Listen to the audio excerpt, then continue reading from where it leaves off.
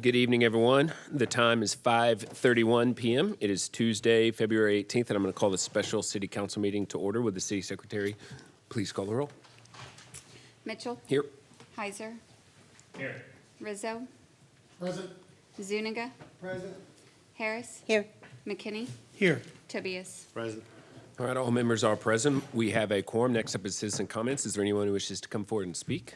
Seeing none, I'm going to close citizen comments. It's now closed. Next up, executive session. The city council will now go into executive session to discuss agenda items 1A through H pursuant to Texas Government Code sections 551.071, 551.072, and 551.087. Thank you.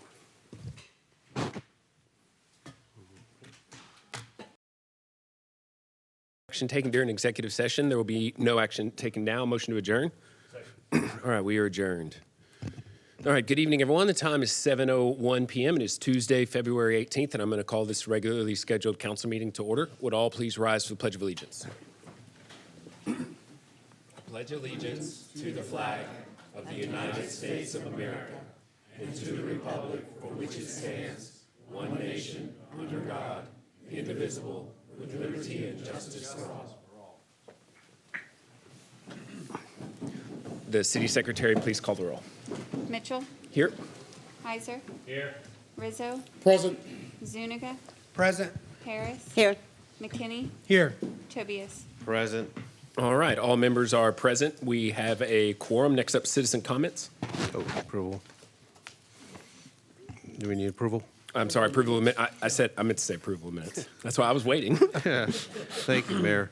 Mayor, I'd like to go ahead and make a motion to approve the minutes for the meeting, special council meeting on February 4th, and also the regular meeting, February 4th, 2025 minutes. Second. All right, motion by Councilmember Tobias, seconded by Councilmember Rizzo, that we approve the minutes. Is there a discussion on the motion? All those in favor say aye. Aye. All opposed?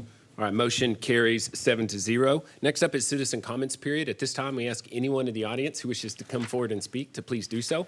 We ask that you limit your comments to 3 minutes and that you direct those comments to the mayor and council. We also ask that you fill out a citizen comments form and submit that to either myself or the city secretary. I have 6 registered. First up, Stephen Cook.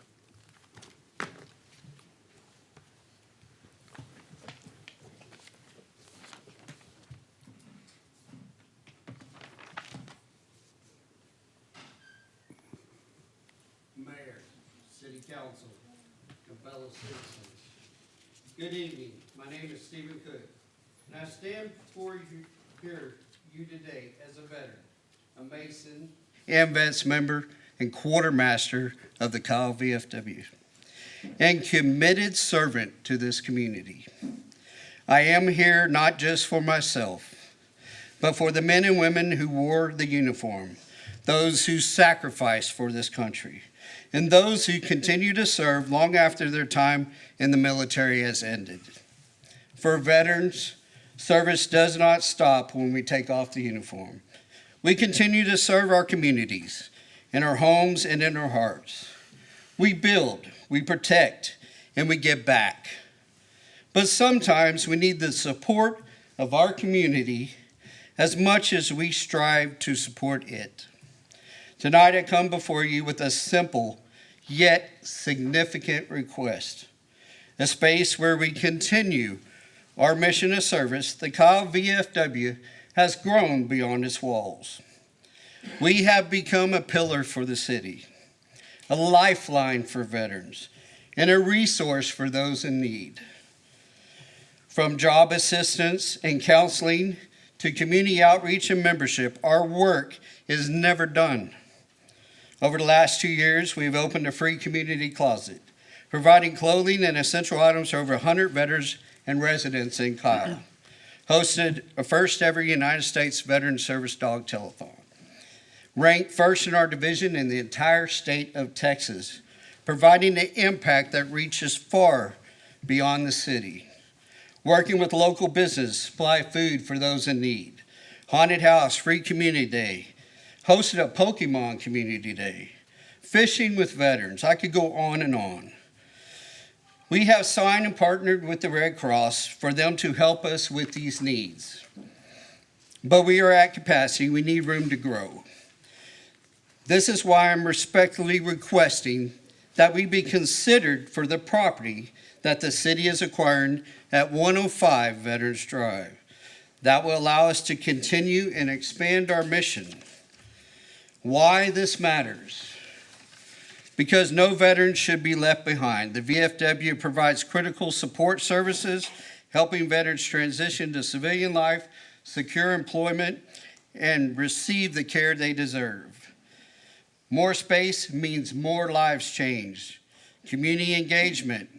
Accessibility is not a necessity, not a luxury, but many of our veterans have disabilities and seniors.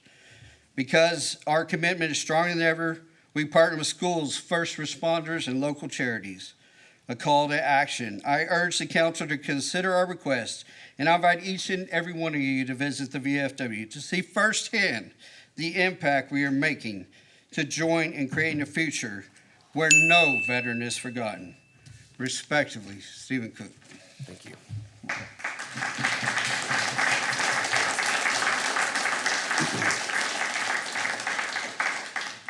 Next up is, I can't read it, but I think it's Stephen Calhins with AMVETS.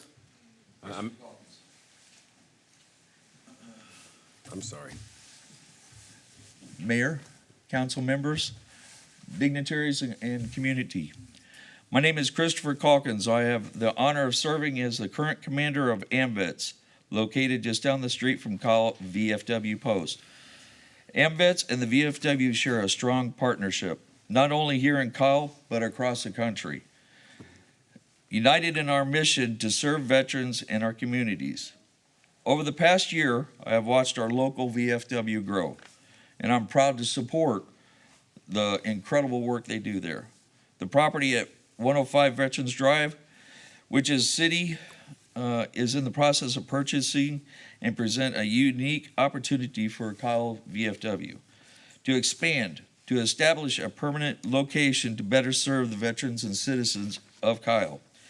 This additional space would allow VFW to enhance its mission by providing food to the veterans, for homeless, and others in need, expanding the community closet to offer free clothing, shoes, and essentials, household items, and to those facing hardships, creating a dedicated space for scout units to hold activities, increasing parking space and capacity to better accommodate community events and gatherings, establishing a central located hub to ensure the VFW is prepared to respond swiftly to community crises such as fires, tornadoes, and railroad accidents like the one in Palestine, Ohio.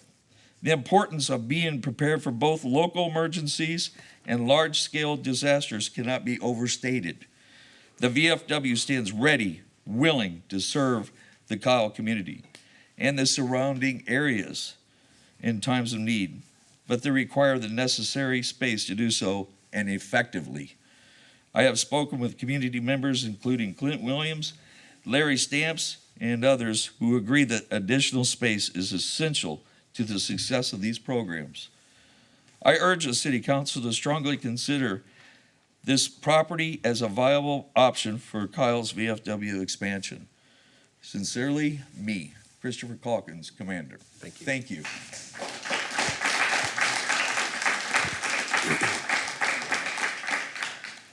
Just as an FYI, we do have a rule about clapping. We allow each person who comes and speaks to do so, and we want those persons' words to stand on their own.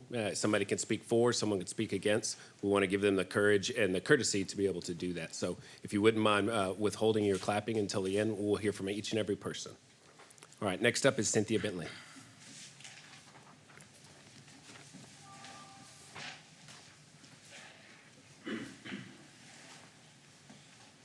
Good morning, Mayor and Council. My name is Cynthia Bentley, and I'm a proud life member of AMVET Post 115 Ladies Auxiliary.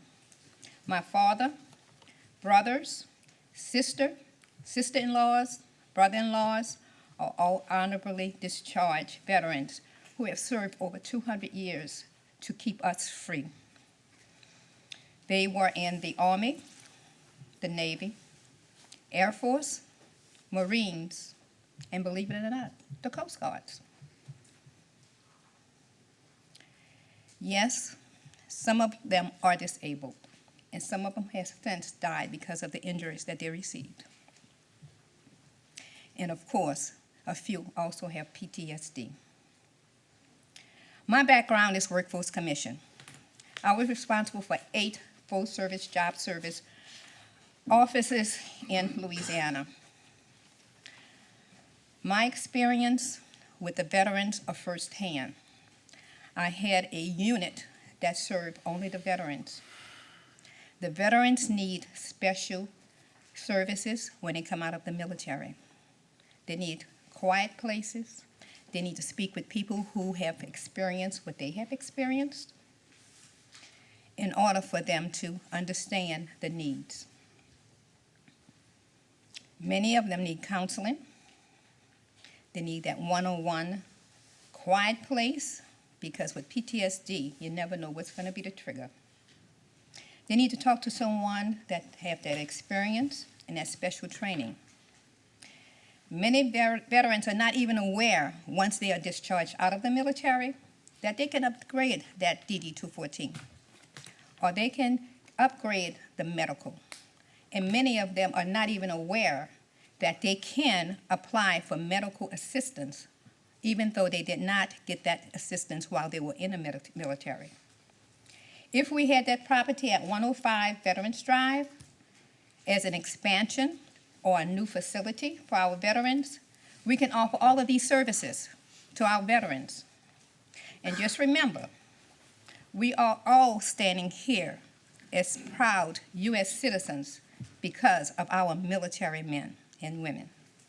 And just think, you all are sitting there as mayor and as councilmen and council ladies because of the sacrifice that our veterans have made for us. And I want you to remember that my name is Cynthia Bentley, and I am a proud life member of AMVET Post 115 Ladies Auxiliary. Thank you. All right, thank you. All right, next up is Barbara Colarusso with the auxiliary. I'm not sure if I said it right. That's right. Oh, okay, there we go. We got one. Good evening, Mayor, council members, and fellow citizens. My name is Barbara Colarusso, and I am honored to stand before you as the president of the AMVETS Ladies Auxiliary 115 in Kyle, Texas. I come to you today to formally request the city of Kyle donate the property at 105 Veterans Drive, or possibly another city property, to Veterans of Foreign Wars Post 12058. The VFW and AMVETS share a deep commitment to serving not only veterans in Central Texas, but also our greater community. VFW Post 12058 provides essential services, including fellowship, food, clothing, service dogs, and numerous programs aimed at improving the lives of our veterans. The AMVETS Ladies Auxiliary 115 is proud to stand alongside them in these efforts, partnering whenever possible to support and uplift those who have served our nation. This is why we are here today, to ask for your support by donating the city-owned property at 105 Veterans Drive, or a comparable property, to the VFW 12058 so that it continue to grow and serve those who have given so much. They are growing their building. You come, you see, they have outgrown their building. They need help. On behalf of the American AMVETS Ladies Auxiliary 115, I respectfully request that the Kyle City Council grant this donation. It would be a meaningful investment in the well-being of our veterans and a testament to Kyle's unwavering support for those who have served. Thank you for your time and consideration. All right, thank you. Next up is Sally Shields.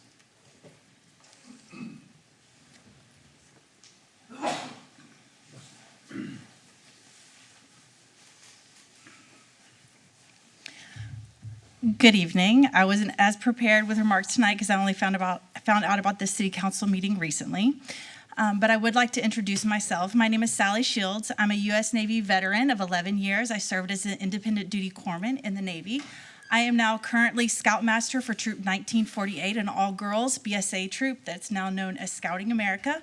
I was a Cub Master for Pac 812 for the little ones that are in this room at one time prior to that. I moved to Kyle in 2019. When I came, I also brought my children and immediately had them join the Scout troop. I found that they were chartered by the VFW, which made me very happy as a veteran myself. And I've come to know the VFW very well over the last 6 years now. I was quite shocked when I first came to this city and found that our VFW was on 103 Center Street here, this very small, not in the best shape building for our veterans that served honorably in the military. Since that time, our city has grown significantly. And thank you that we have gotten a larger space over on 107 Veteran Road at this time. But as our city grows, so does our VFW. And our VFW needs our support. And they need more space and they need a bigger lot to take care of not only the veterans in our city as it grows, but the children that are coming up through this city that are being raised in a civic-minded community. I don't know how well y'all know the BSA program, now known as Scouting America, but our main mission is to raise moral and ethical children. And thank you to the VFW that makes that possible for us. Almost 3 years ago, my daughter was aging out of Cub Scouts, and as y'all know, it was still mostly boy-minded. But in 2019, the Scouting America decided to move to females. We did not have any female troops in the area whatsoever. So I went and I came to our VFW, our charter organization rep, and I said, please charter us so that we can have an all-girls troop in this area for the girls as they move up and they get older. And they said, not just yes, but oh yes, please, please. And they have done nothing but support us the entire time. In fact, they were actually the first VFW in the state of Texas to charter a BSA all-girls troop. That's pretty significant for our state, considering how big Texas is. Since that time, our troop has grown, and they have not only appreciated all the support of the VFW, but we use their space to hold our gear. We use their space to meet.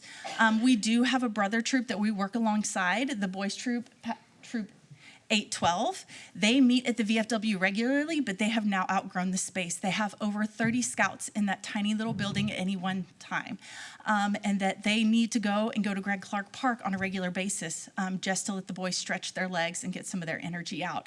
We girls, we actually meet over at the high school because of the VFW being so small.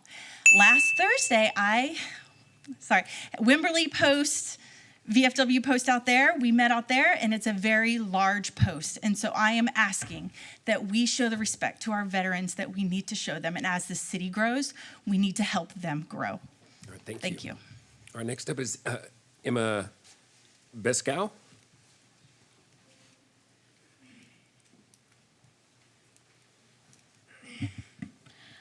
Hi, my name is Emma Besco, and I'm here supporting Troop 1948 and our VFW post. Although I do not have although I have not prepared something, I would like to speak on behalf of my charter organization and my troop. This building would be very special to not just the troop, but the VFW too, because I have personally been inside that building, and it is small.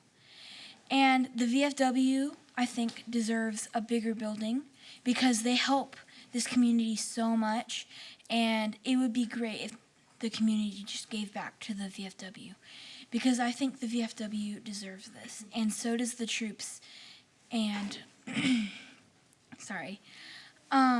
and I just think that they deserve this, and so do the troops that are chartered by the VFW. And and it would be great to have a bigger space to store our gear and to possibly have more veteran communities. That's all I have to say. All right, thank you very much. All right, next up is Tracy Shield.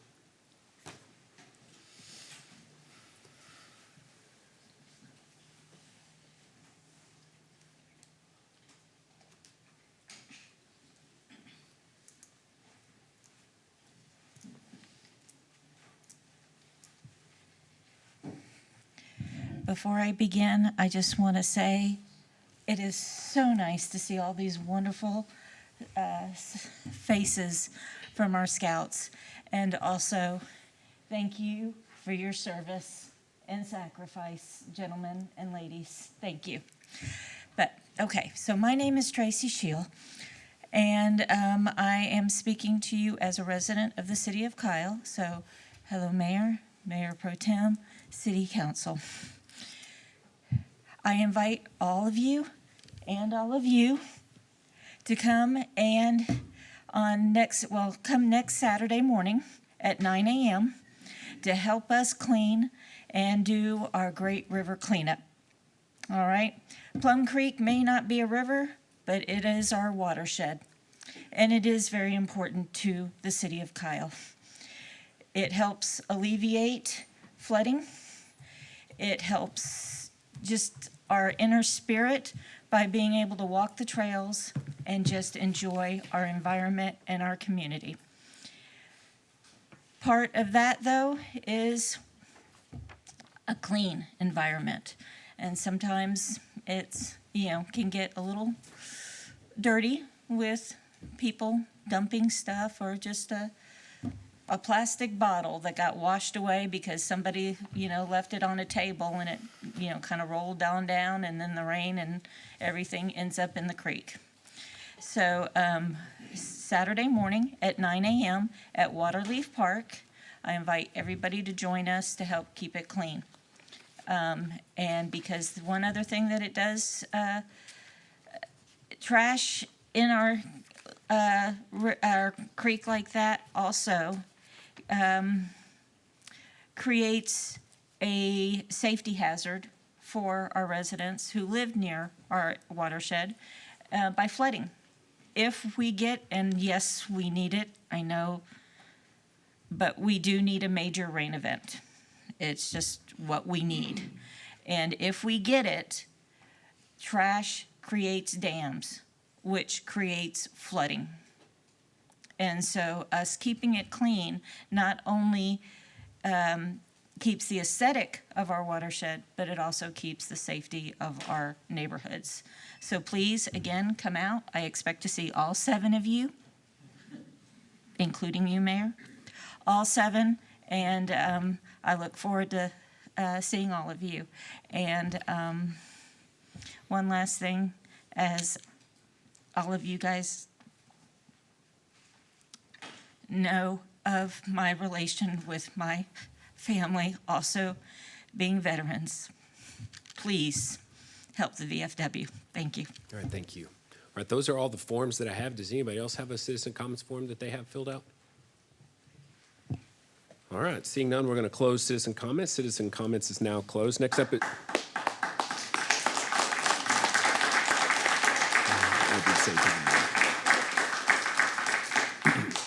all right, next up is agenda order. Does anybody have any items that they wish to move around on the agenda? Councilman Zuniga. Mr. Mayor, I'd like to bring up agenda item 27. All right. Does anybody have any objection to that? All right, seeing none, we'll bring that one all the way to the front. Does anybody have any other items they want to move around? All right, next up is agenda item number 27. Consider impossible action to direct city manager and staff to evaluate opportunities for VFW American Red Cross Partnership at 105 Veterans to improve capacity for community closet and preparedness outreach. Councilman Zuniga.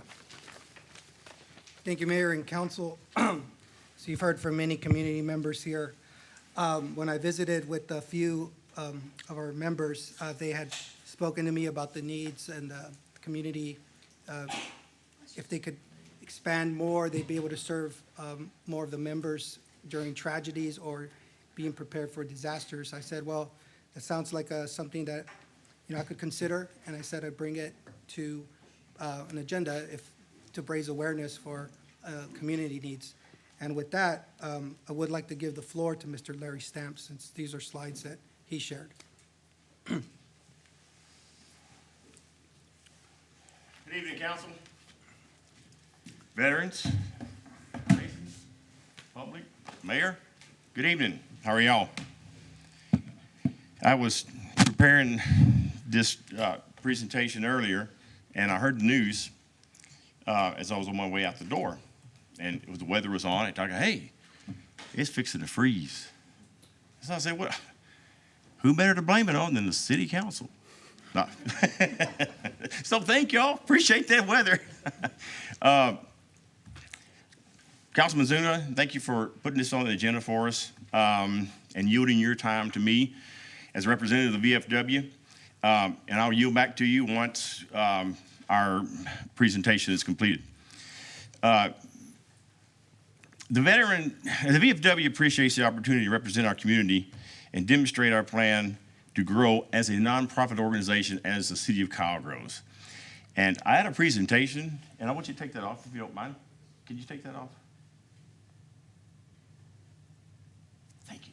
That's good, thank you. A little glitch in our presentation. We wanted to make sure it was right. So I'm just gonna read from it and then ad lib with the parts that you won't be able to get to see. So with that said, veterans fought to help this nation, keep it safe, along with Texas and along with the city of Kyle. We fought to keep it prosperous and free, and we still have that today. We have many troops out in stateside. They're also overseas, and we think about them as well. If you're a city council member who has provided continuous support for the veterans, our VFW, and AMVETS, I appreciate your help. Thank you for your support. It just comes from the bottom of our heart. We can't do it without you. With that said, the VFW stands proud tonight, yet we're humble because we're asking for consideration of some property that you all don't yet own, but you're gonna buy it. We know you are. That property would really go beneficial to accommodate, as you heard, our continuing growth. We were across the street over here with the railroad tracks for several years. That was even a smaller place. And it's not that we're not grateful for the help of moving us out there, but we're really, really happy because it gave us a chance to expound and implement programs that we couldn't do here. All those programs benefit the community as well as veterans.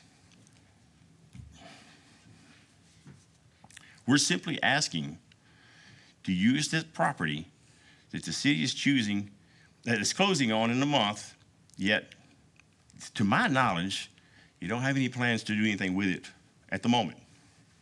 I just gave you a plan. We all gave you a plan. The VFW sits at 107 Veterans Drive.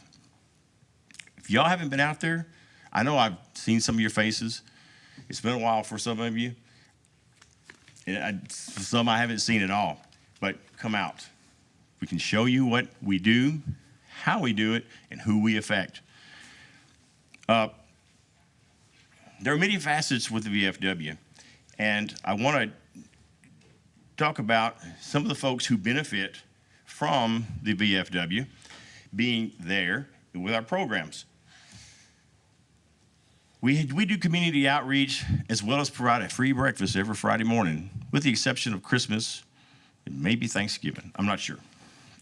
But just about every other Friday, you can find us at 8 o'clock, or before then or after, you can get yourself a free breakfast.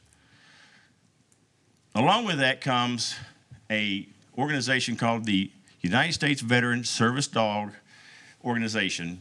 And if you saw Steve walk up here a few minutes ago, he had a dog with him. That's just not any dog. It is a trained service dog that the United States Veteran Service dogs train for him, and they do that for every vet that they can get a dog to in Texas. So we have, he mentioned can't even think of the name of it, telethon, which I'm a host of. You'd think I would remember the name of it. We've done 3 telethons so far, and we've raised over, I think it was close to $70,000. And we put a lot of dogs in the hands of veterans through their graduation. I don't want to expound on a lot of these, but we also have the Boy Scouts, the troops. They're there. The Scouts, the Girl Scouts, they're great. And we love helping them. They operate out of our post. You just heard that. Narcotics Anonymous, we give them a space. They come out. They need a place. And we have it. And we're more than happy to let them have it. As long as they're chartered through our VFW, we're more than happy to let a good, reputable organization use the facility. CERT, Community Emergency Response Team. And we are with them, and they are with us, and they are going to improve our radio communications, or they're going to install radio communications along with some other programs. And we just recently talked to the Kiwanis International, and we're also talking to some other folks. And I'm not going to mention those because we don't have an agreement with them yet, but we're working on it. And we can't forget about our community at large, along with Quilts of Valor. Quilts of Valor moved in about, I guess, maybe 8 months ago. And if you haven't seen the quilts that they make, they do them right there at the VFW. Our community at large is more than welcome. Just because we're vets and we have an organization doesn't mean they can't come in. We invite folks. We also have a community closet where we provide clothes, small household items, and other things to the needy people. And I'm telling you, that thing gets used. We have a lot of merchandise that comes in for donations, and we have a lot of stuff that goes out free of charge. You need it, come get it.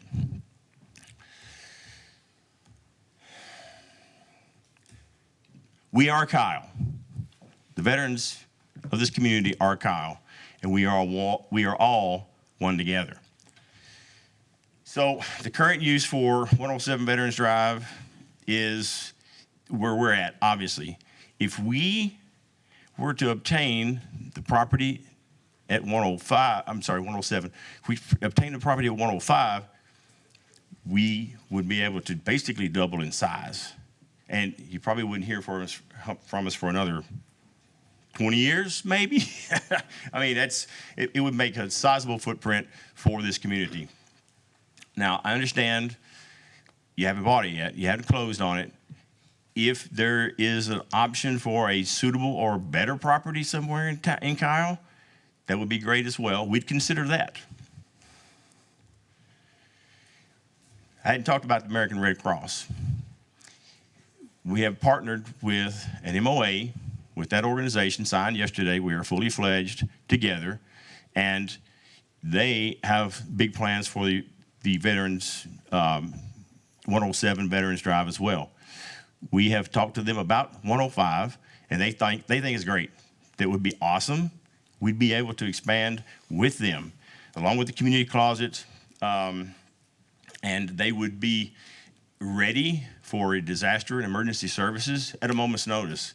And since they're so close, think about the response time that they would be able to provide us as opposed to being in Dripping or San Marcos or other parts of the county. We have, we've applied for a $20,000 grant. Don't know when that's going to get approved, if it gets approved, but we believe it will, just based on our needs and what our conversations have been. That's just a start. There's other grants that we are going to be applying for as well, and it's just going to grow and grow and grow. I hope that's good news for Kyle. I know it would be. So, all these people attending tonight, at this evening's meeting, they came here to support you.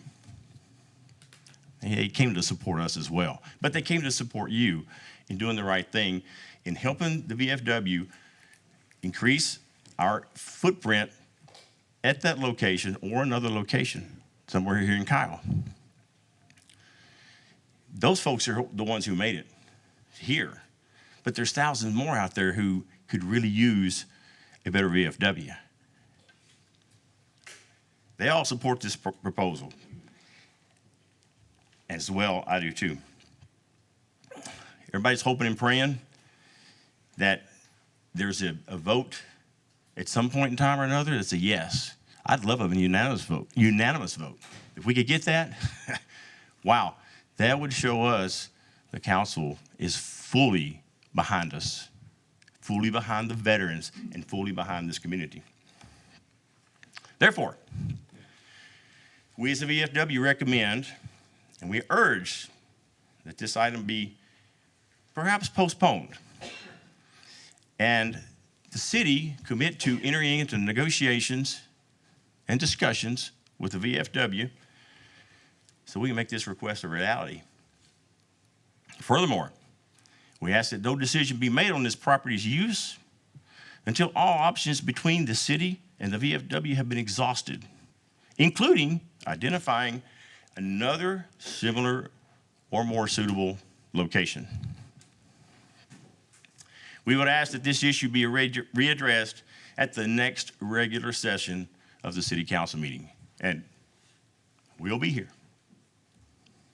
So with that, I'm gonna wrap it up. I wanna open it up for any questions. Anybody have any questions so far? Does anybody have any questions of the presenter? Councilmember Tobias. All right. Well, thank you all for coming in, and appreciate the feedback on the usages that you're needing for a new facility, because I knew this was coming down the wire. I knew it was coming. We got the senior citizens community group. We tackled that task. And I knew at one time we were going to be having the veterans approach us as well. I do attend the last breakfast. I don't go very often, but I do. I'm very welcomed when I'm there, and I appreciate the hospitality. When it came to this vote here about a week or so ago, I voted no for the property because, in fairness, in my vision, I did not have an idea of what the city would need to use it for. It's a scenario just because it's available. Is it something that we need to purchase right now? So I have to be, number one, accountable for taxpayer dollars. I have to be responsible from that end. But I also have to think logistically, what would be a use for that area in the, if I was to say yes on that vote. So this is something that was brought up to my attention as far as the veterans needing the space in that area and requesting that. It's kind of, so in fairness for myself is that I feel that I would need to really evaluate what the city would be going forward on this in the area that's being proposed. Because you're right, I'm not sure we have purchased this yet in fully. But ironically, I have been looking at other properties as well, because I knew not only do we have another item that we have to start looking forward to in the next year or so when it comes to our animal shelter. I grew up in this town. I call it town. It's a city now. So I know lots of properties from the back of my hand. And that's kind of where I found most of the spots for the community center for the seniors. So in a way, I've been kind of already looking around. And there is a spot that I've already kind of just figured out in my head where a next facility could be for a next city-run group. But on that, to be fair, sir, I'd like to be able to work with my colleagues first to see how we would evaluate this property, because again, I was a no vote on this specific property. But hearing everybody's testimony, hearing everybody's needs for this facility, for a new facility, it grows into mind that, you know, it's going to need to start the wheels turning on how we can be able to accommodate not only just the veterans, but the ladies auxiliary, the Boy Scouts, Girl Scouts, and so forth. Because I knew at one time, the way our city is growing, we're going to be reached out by all of you, including the Masons, I'm sure, about how we can get a newer facility. So, in fairness, I want to be able to, we're going to be having a workshop in the next month and plans for what we want to do this upcoming year for the city. And I want to be able to evaluate all our options. And like you say, exhaust all our options. Because this may not be the spot. Because we are going to be having some construction as far as road construction, possibly in the near future. And I think it's fairness that location should always be the key. Accessibility and location. So that might not be the spot. Let's just look realistically. Because I always have this term, and everybody teases me about it, but you've got to build the box before you think outside it. Okay? You got to find the components, the financing, and so forth. You're teaming up with the American Red Cross. Do they have a grant program that could possibly assist us with? Do we have federal funding that we could be able to get for? Have we reached out to the Veterans Affairs to see what kind of funding we can get from that era? What capacity do they have as far as assisting with new facilities or services? And then that way it can be able to help us build that building block to go from there. So again, that's where I stand on that, sir. I appreciate your comments, and I can relate to a lot of that. One of the things I would strongly advocate, that we're already there at 107. And if we were able to double in size with the 105, and I know we could potentially move someplace else, I get that.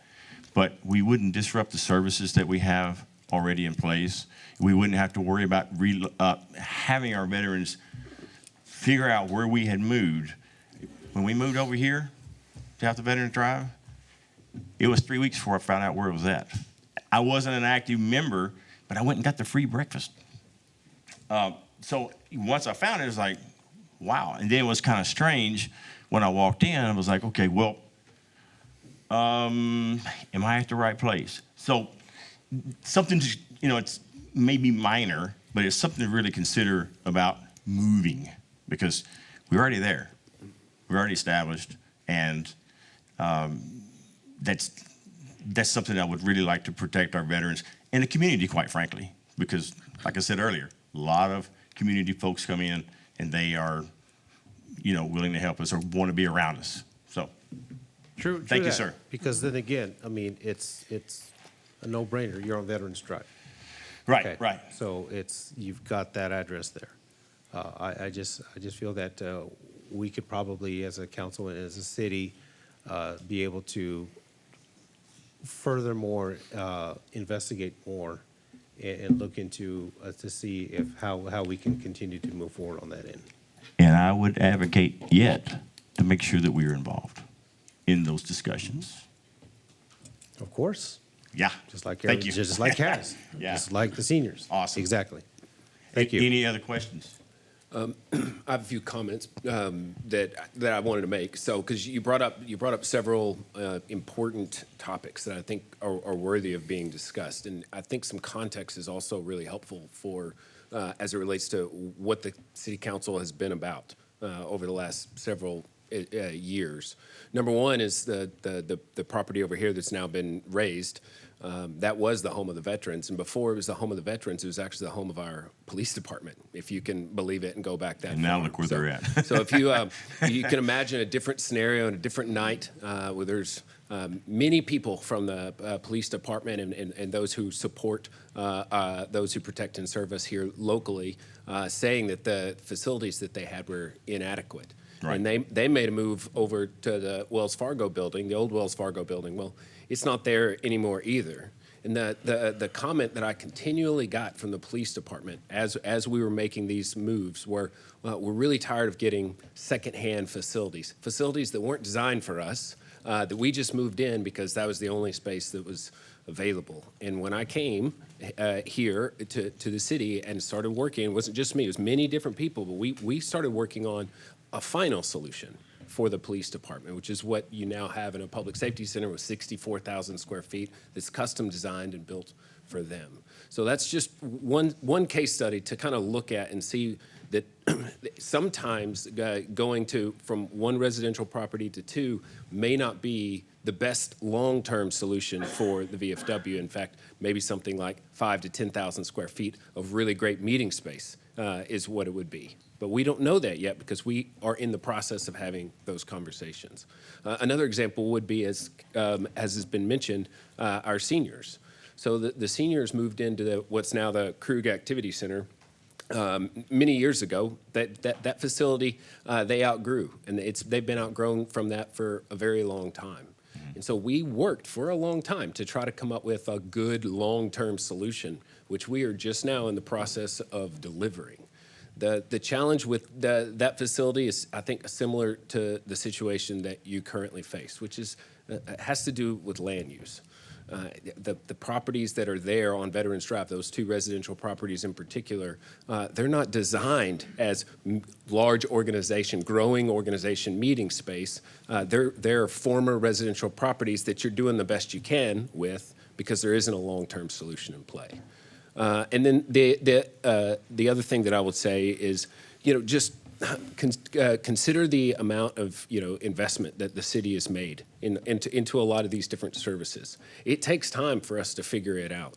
But if you look at the investment into our downtown, I mean, it's been noted that our city has grown from 6,500 people in the year 2000 to 65,000 people now. And the size of the town, like if you were to sell it, has gone from about $2 billion in valuation to over $8 billion in valuation, which represents a 4x growth. How much out of that do you think came from the downtown area? The answer is none. We haven't had any significant investment into our downtown since the Howery building over here, and then the Barton Word building before that. And those have really been the only two vertical projects since City Hall. So a lot of what that has to do with is not enough land available for a project to be put on that would be right-sized. And so it has been said that we have not closed on this property. It's a discussion I'm very excited to have with the veterans. It's a discussion that I'm excited to have about what the future of our downtown could look like long-term.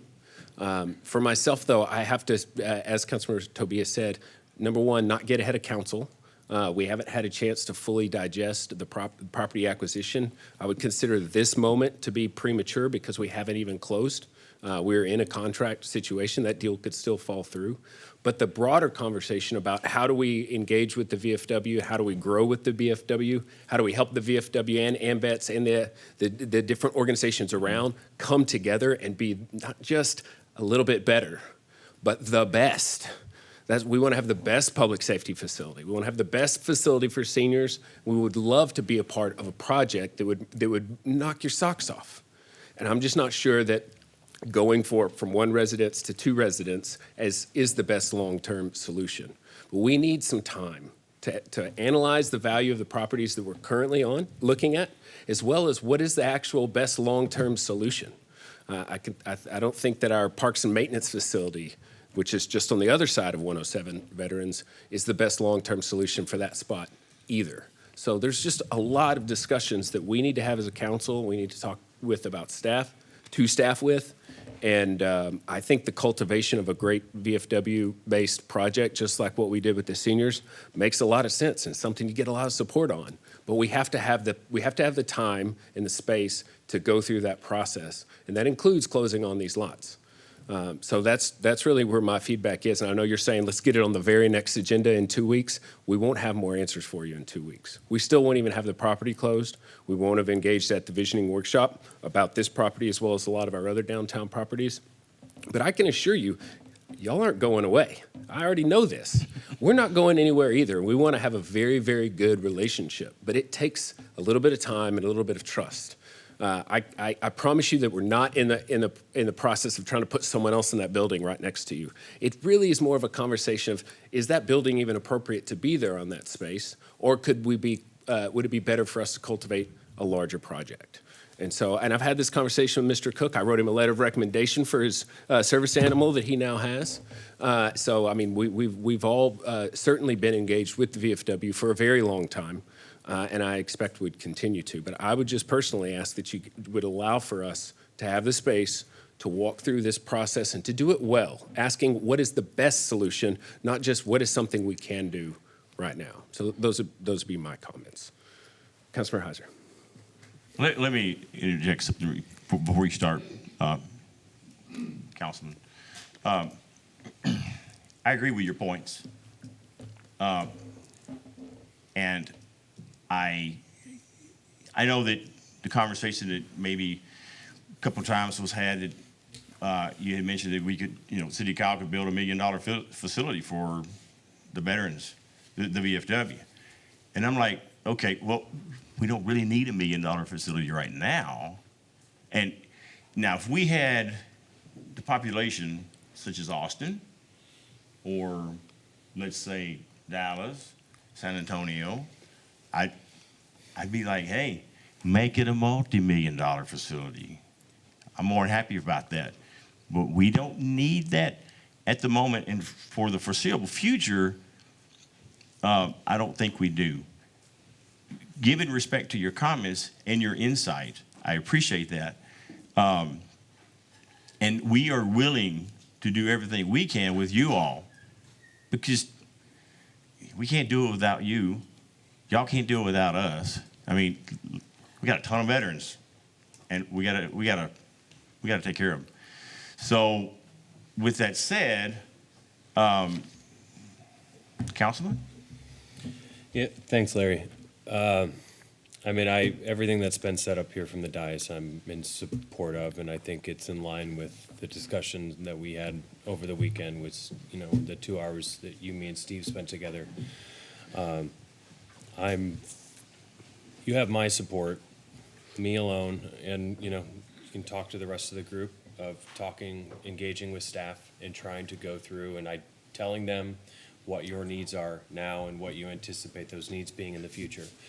Until you do that, it's really hard for us to try to figure out where you fit in the areas in which we control, the properties that we have across the city. So I'm in full support of you guys going through that process with Brian and the rest of staff, and because until we know that, to the mayor's point, like, we don't know necessarily whether it's $1 million, whatever the commitment is that the city in theory would make, that we want to make sure it's the right commitment in the right space for you. And not just the capacity issue in the current building, but where the building will go with the grant money, for the clothes closet, all those things are, we want to learn more about and work through that with staff. And, when there's something for us to evaluate, as a governing body, I would love to support the city, supporting your growth. And I thank you. We thank you. I'm not up here. The VFW is up here, so it has nothing to do with me other than just bringing the message to you. But you bring up a good point, and that's why I said we need to have discussions with y'all, not you all have the discussions and then we have discussions and nobody talks to each other. I'm very big on communication. I'm trying to write a book that will probably improve all of your all's lives. But since I don't have time to communicate my words in the paper, it's going to be a while. So if I could get your all's commitment to do that, that starts. That's where it starts. And we need to talk to the city manager. We need to talk to planning commission. We need to talk to everybody that needs, that has a stake in this. Not so much a stake as well as it is help, assistance, and being able to help tailor what we need. And it's not a want, it's a need. And my only one other thing is we have a timeline. It's not a timeline, but we partner with American Red Cross, and we're partnering. We're in negotiations with some other organizations, and I don't want us to have to put the brakes on something that could really benefit this community. Now, with that said, is there any other questions? Councilman Rizzo. Well, I think you already put the brakes on yourself, sir. But anyway, the reason why is that partnering with Red Cross would be great. Unfortunately, you don't have the facility, and we don't have the facility for it. To bring in generators, to bring everything else, the building that you're talking about right now wouldn't be able to do that. It's a pier and beam building. There's no way to do that. The building's not large enough for that blueprint either. But I can see you needing more room. Could you tell me what your current membership is right now? What's your numbers right now? Steve, where are we at? We're 60. Okay. Roughly. Chris, what are your numbers right now at the AMVETS? 72, so over 100, probably by the end of the year, maybe 200 members for both. And then Ladies Auxiliary, you got the Boy Scouts. So we've got a big need. And one of the things that I was thinking about today was we've got another new veterans group in Hays County that's looking for space as well. So they're out looking for space as well. I don't know if you've ever been to Patriots Hall in Dripping Springs. Have you ever been there? I have not, sir. You need to look it up, and you need to take a look at what they've done in Dripping Springs, because that's probably the blueprint we need here. AMVETS is outgrowing their space. You're outgrowing your space. We need more space for more people. We've got a new veterans group now coming in. We don't have enough space in those little buildings to house that. What we need to do is build something like Patriots Hall. It's going to be private. It's going to be the county. It's going to be the city. If the county would love to join us, would be great. I think they would. You could have like Jude Prather here and his group here, helping veterans, servicing veterans. There's a lot of things we could be doing, but if we have the right facility, and that's something that I would definitely love to champion, is the right facility. I don't champion, and Travis had a great point. When I got to the dais, I had seen the police department going from building to building to building. All we did was kick that can down the road. And that's not the way to move forward in an effective manner. Building the right building and championing something that would service all the veterans in Hays County would be great, or at least in our city, right? We have a lot of veterans groups just in our city, but something that would definitely benefit everybody would be great. And that's something I could really get behind, but I'm not a fan of, kicking the can down the road. I don't like housing people here and then outgrowing this and going to another. It's like going from one shack to another shack to another shack. That's not what we need to do. Our veterans deserve a lot more than that. They deserve the best. I know, because my brother's a Marine. He was in the Corps and he's a veteran. I saw the sacrifices when I went down to Camp Pendleton and stayed down there, saw the living conditions. And I always said we could do better as a country. And I think as a city we can do better too. Making sure that we do the best for our veterans is important to me. But if I just do for one group and not all the groups, and it's different. I've got the AMVETS I'm thinking about. I know they're in a county facility right now, but that building looks horrible when I go by it. It's pieced together, and I'd love to see them in a better facility that would really honor their sacrifices they do, what everybody does. Every veteran group and every veteran in our community deserves better. I'd love to see that happen instead of us piecemealing things together. And I hope that's what the VFW wants as well. Something that's going to support everybody. It's going to give you the room. And for our Boy Scouts, I mean, I've helped with a bunch of Eagle Scout projects. I know how important, I know the sacrifices these young people do to earn that Eagle Scout. So I definitely know the hard work they put into that as well. I think that's something that we should really look at and go forward with, is the right facility and making sure that we build something that's really going to honor and serve the community, the entire veteran community.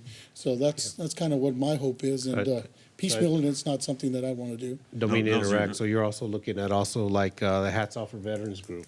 No, there's a new one. It's a Black Hawk, but yeah, that's another one. To that's where here. we can be able But to work it's with it's a them new as one well. that's called Black All Hawk. veteran groups. Yeah, so all veterans groups. Let's get all veterans groups in there and make sure they're all there. So yeah, but there's a new one now. It's Black Hawks or something like that. But they're now here in Hays County. They've approached the county and are looking for space as well. So there's more veteran groups coming in, and if we could service everybody, it'd be great. It'd be awesome. But I understand the need for the Red Cross as well.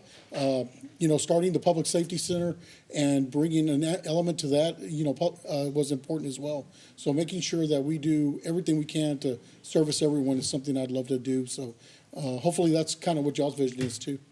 And Well, again, Councilman, I appreciate your comments. That y'all have given me a lot to think about, as well as the rest of us. We'll go back, talk, but as veterans are, we fight. We'll be back. Yeah.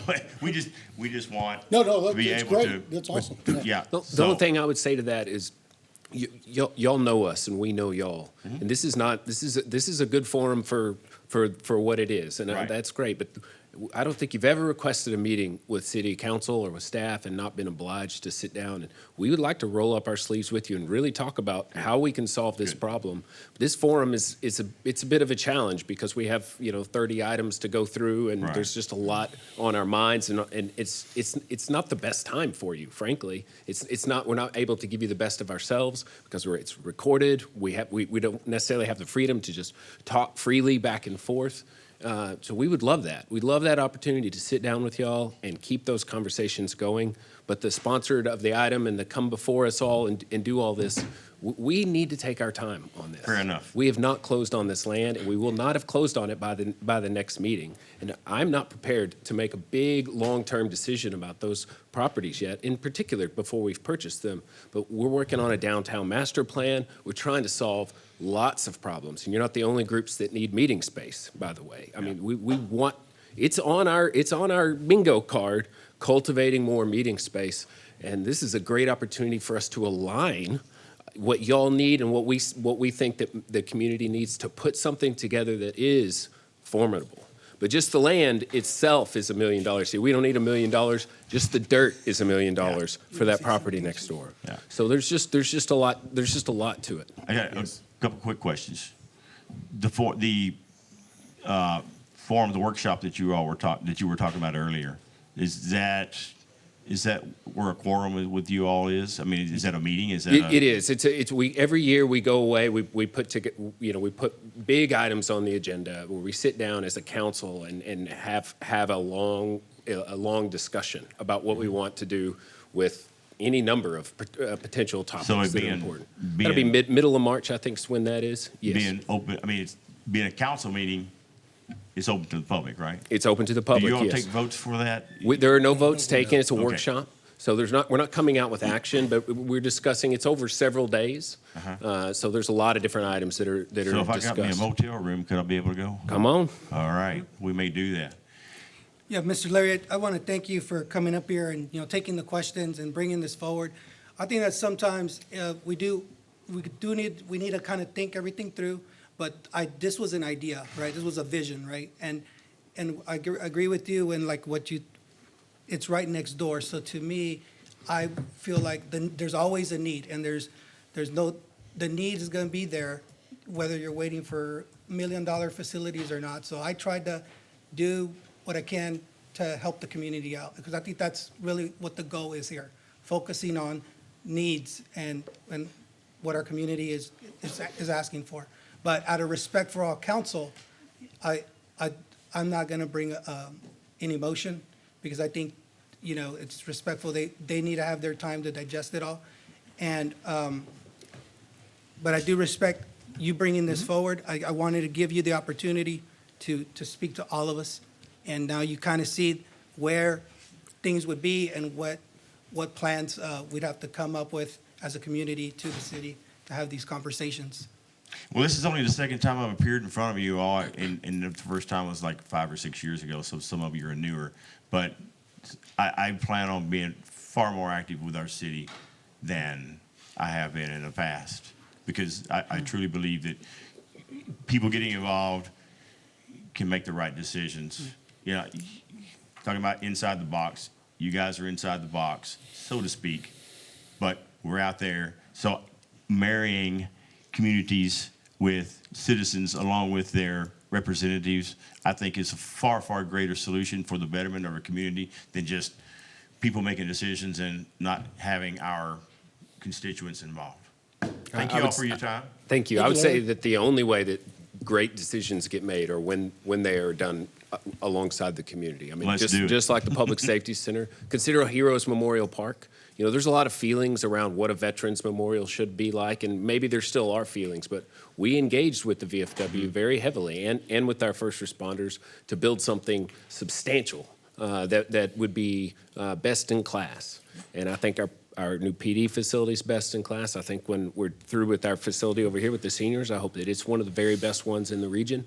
I have no desire to do anything other than make something really great for y'all as well. Because it's not just for you, it's for all of us. You know, you're a reflection of us, and our commitment to you matters, and your commitment to us matters.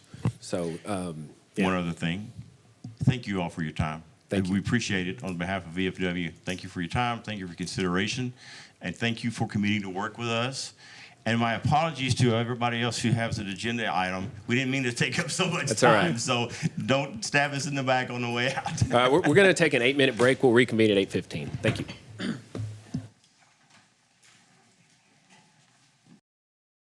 All right, I'm going to call this meeting back to order. The time is 8:15. Next up is agenda item number 3, a proclamation recognizing George Washington Day by Councilmember Zuniga.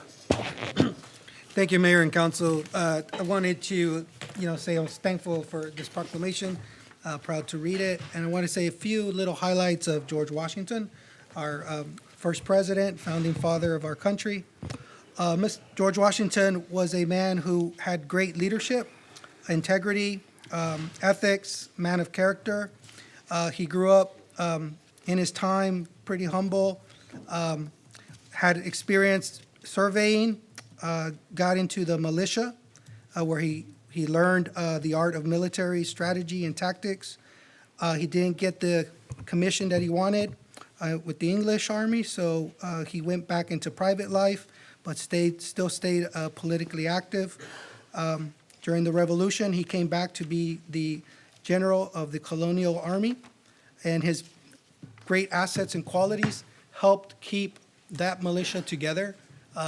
He was inspiring them when they were, unmanned, underarmed, underserved, and he did that by being an example, by being out there, putting his life in danger for the men, and he just could connect with his captains and everybody. So they were very loyal to him.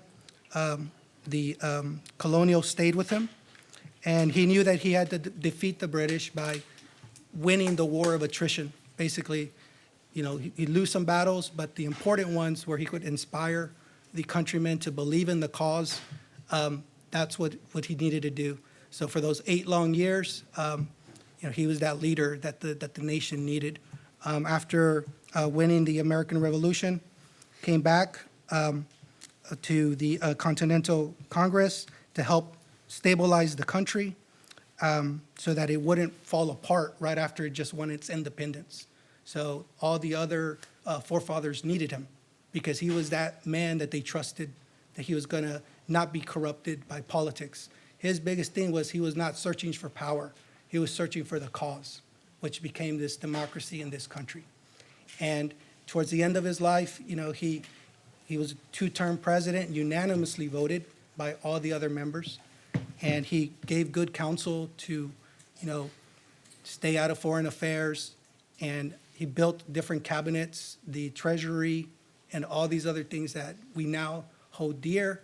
And he set the president, most importantly, by transferring power, which is something that other, people didn't do in those periods of time. So because of that, we remember him for that courage and leadership. And I'm proud to read this proclamation. Whereas the United States of America was established following the War of Revolution from 1776 to 1788, a war won through the brilliant and courageous leadership of George Washington, revered father of our nation.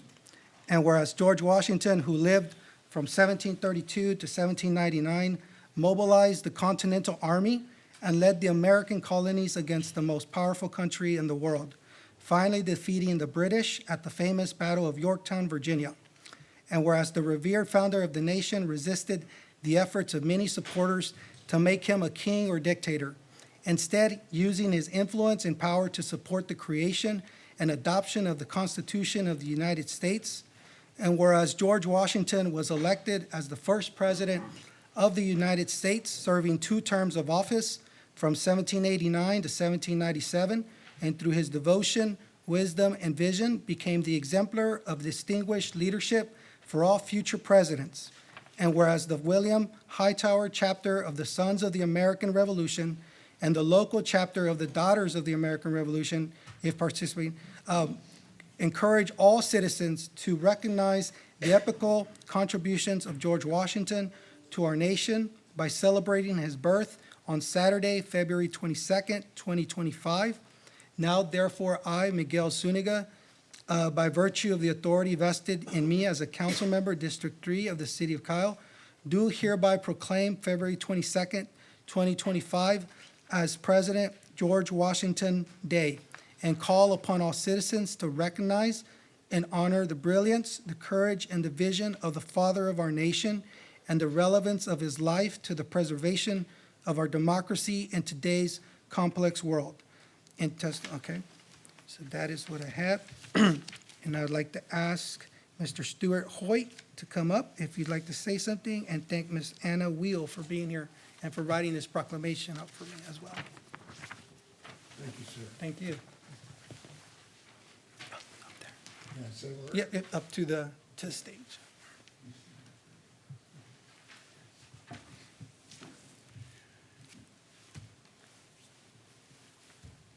elite and dignified council members of the city of Kyle, the fastest growing city in the nation.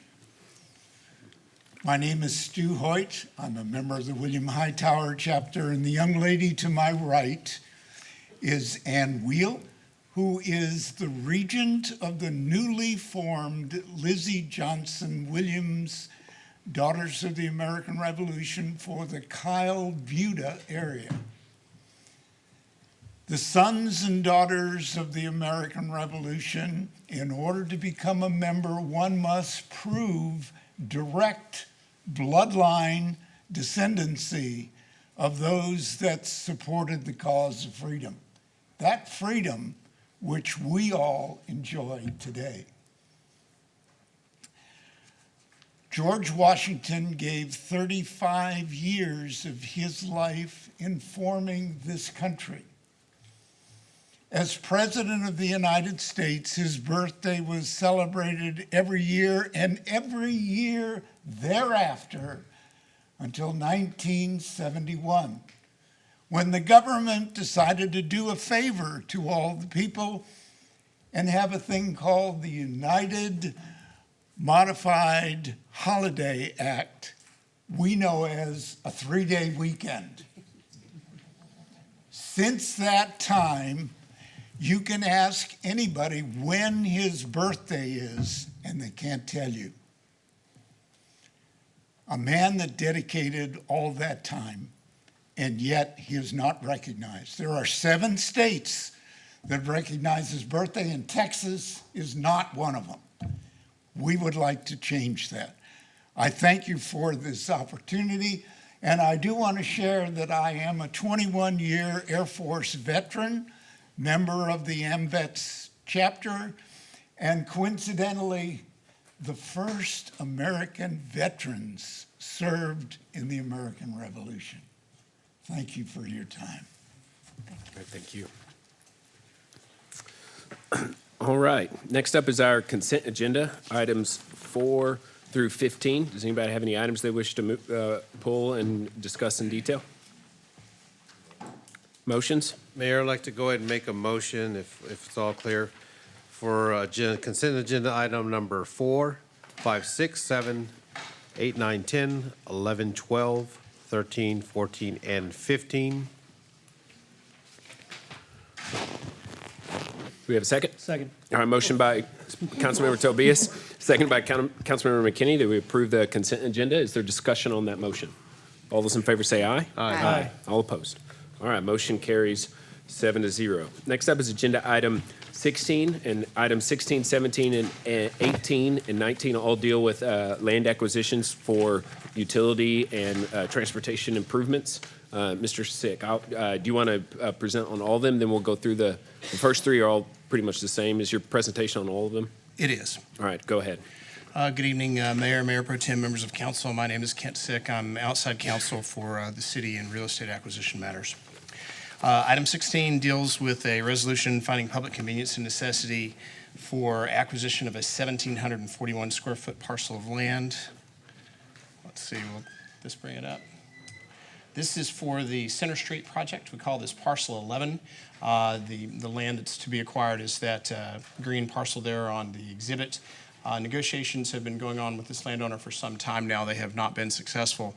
The next step in the process is for the city to consider and pass this resolution so that if necessary, the city might initiate eminent domain proceedings to acquire the property. So we're asking you guys to consider that resolution.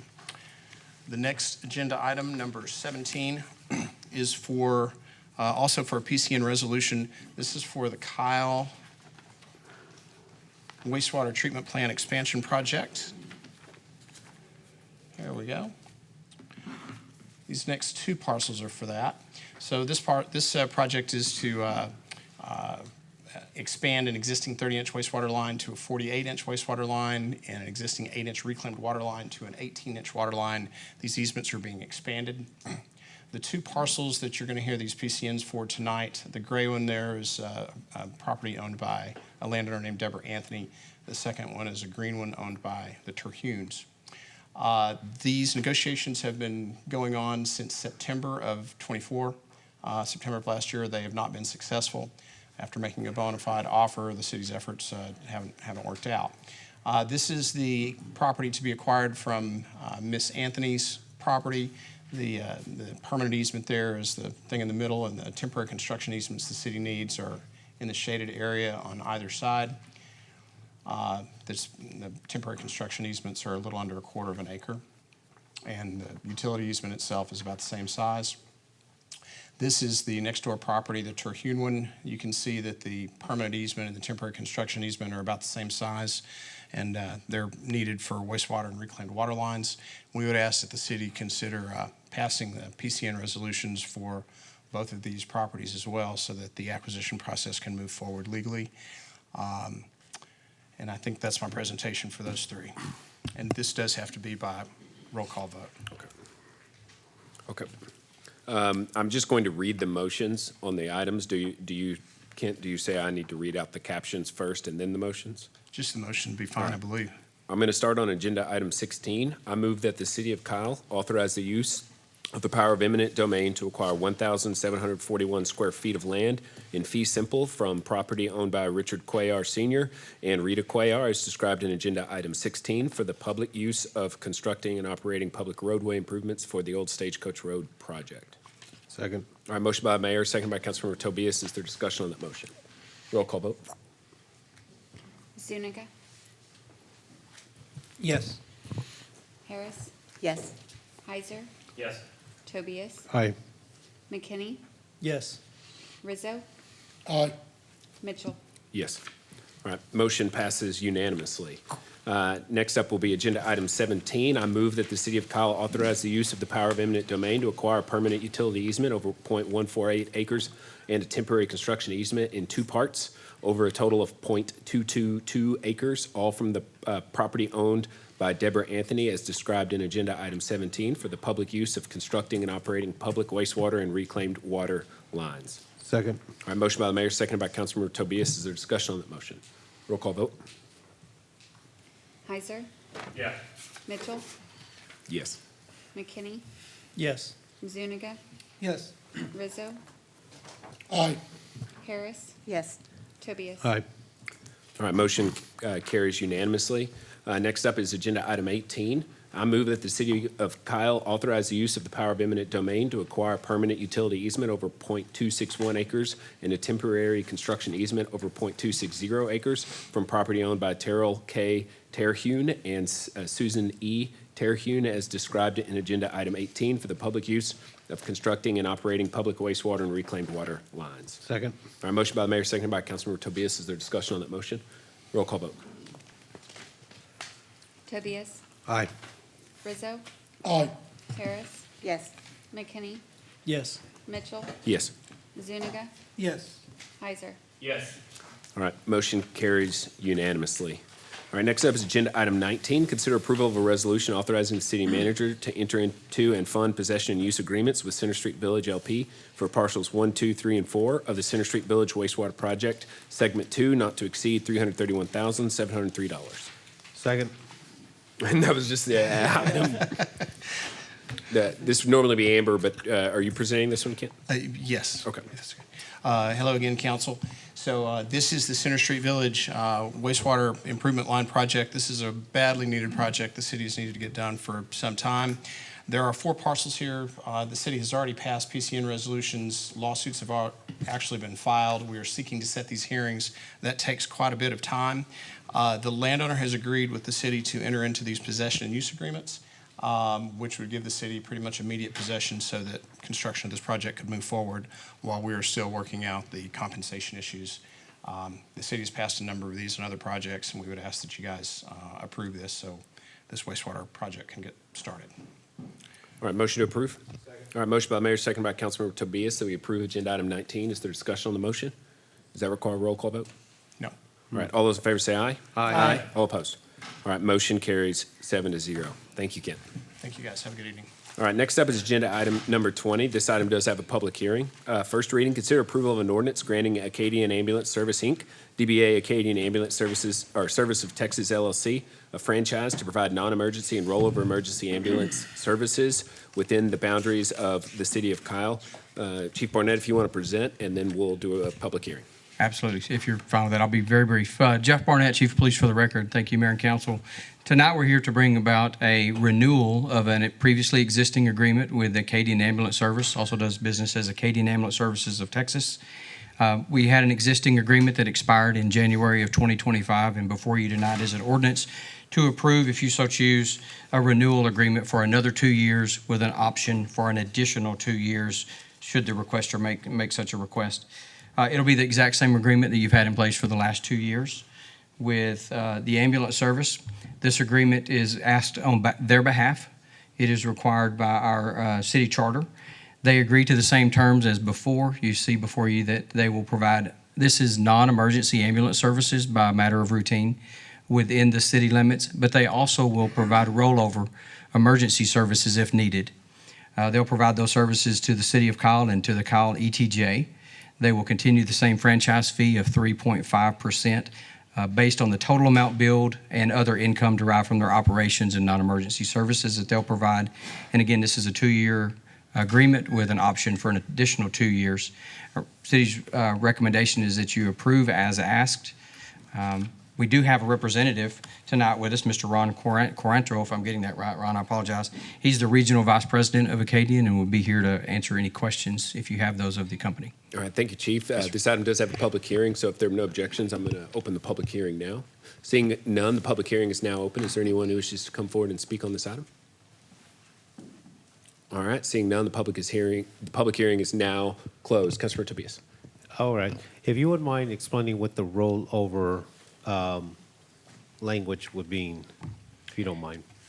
Yes, sir. So the rollover services means that they're typically going to provide inter-hospital transfers, nursing home transfers, maybe to and from locations within the city of Kyle.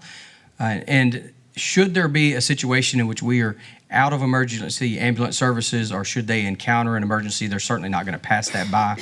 But if we need additional ambulances during a disaster, perhaps we have a tornado that causes a mass casualty incident, they're certainly not going to not do their duties. They're going to be able to provide those based on this agreement.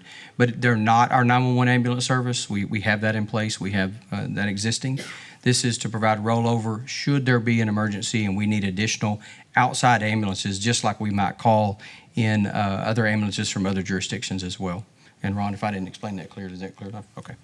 But yeah, they're not your primary 911 ambulance service, but they're certainly they're gonna come help if we need it. Oh, okay, like with the tragic incident we had with the bus accident, they would be able to come out and assist. They could certainly Like over there be in called to that Bastrop. scene and would certainly, the ambulance company would certainly come in and help with that if needed, yes. Thank you.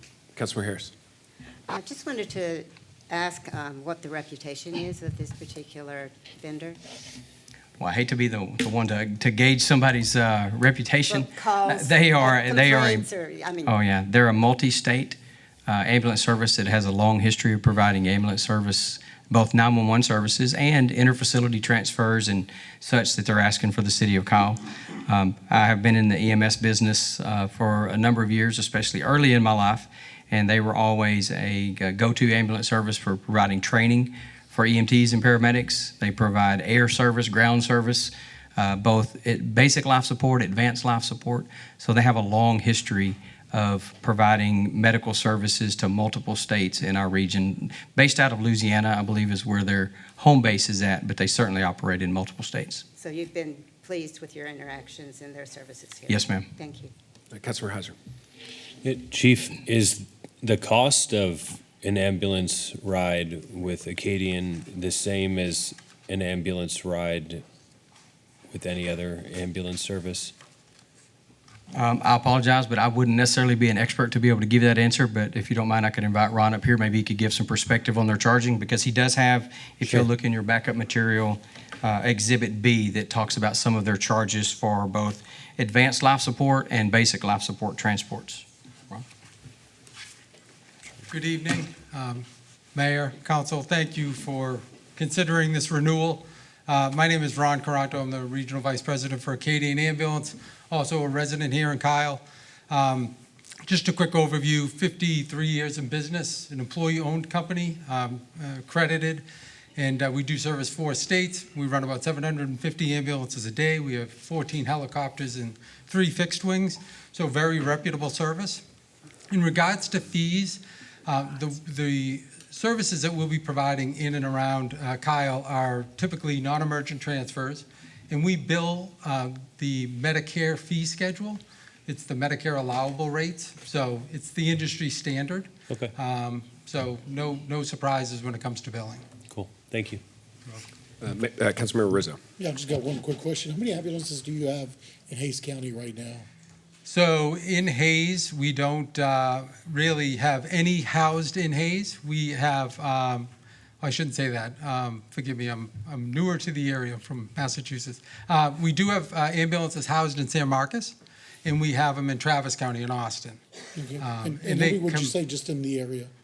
I'm sorry? In the San Marcos, Austin area, how many ambulances do you So have? in this division of ours, we run about 55 ambulances a day. Oh, that's great. Yeah. That's awesome. Yeah. And the reason I'm asking is because, thinking about Jimmy Johnson, Chief, making sure that emergency management coordinator has all the contact information in case there is an emergency, like Councilmember Tobias pointed out, a bus accident or something major, making sure that we're, have enough ambulances. You never know when we have that one emergency where we definitely need abundance of ambulances, a big bus crash or anything like that. God hope it never happens, but if it does, it's great to have that. And that's why we created the emergency management position.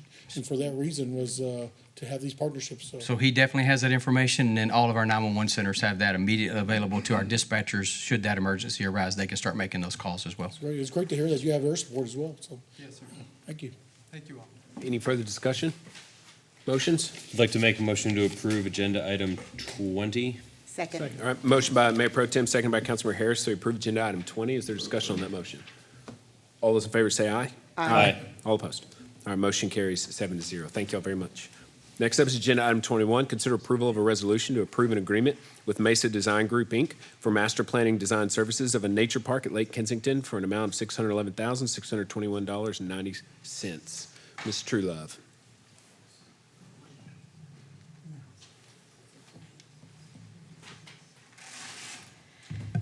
Good evening, Rosie Truelove, Director of Administrative Services. This item is to consider approval of the actual design contract with Mesa Design Group for Lake Kensington.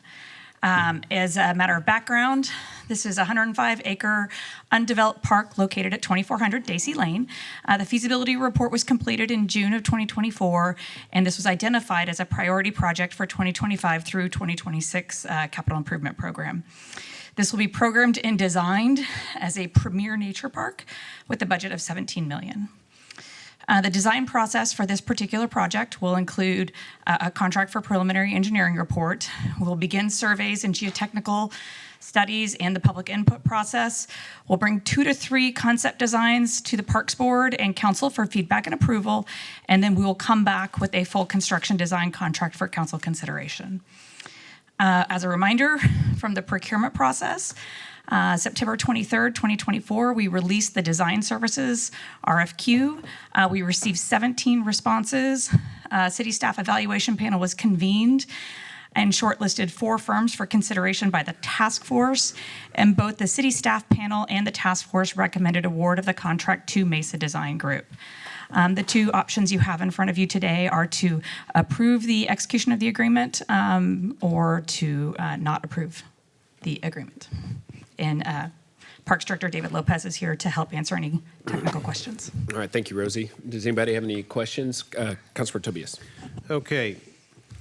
Mr. Lopez, I was notified by the HOA South Lake Ranch that a lot of the residents were blindsided by this project, even though we were like at the very, very early stages of getting the ball rolling as far as the concept design and how it's going to work.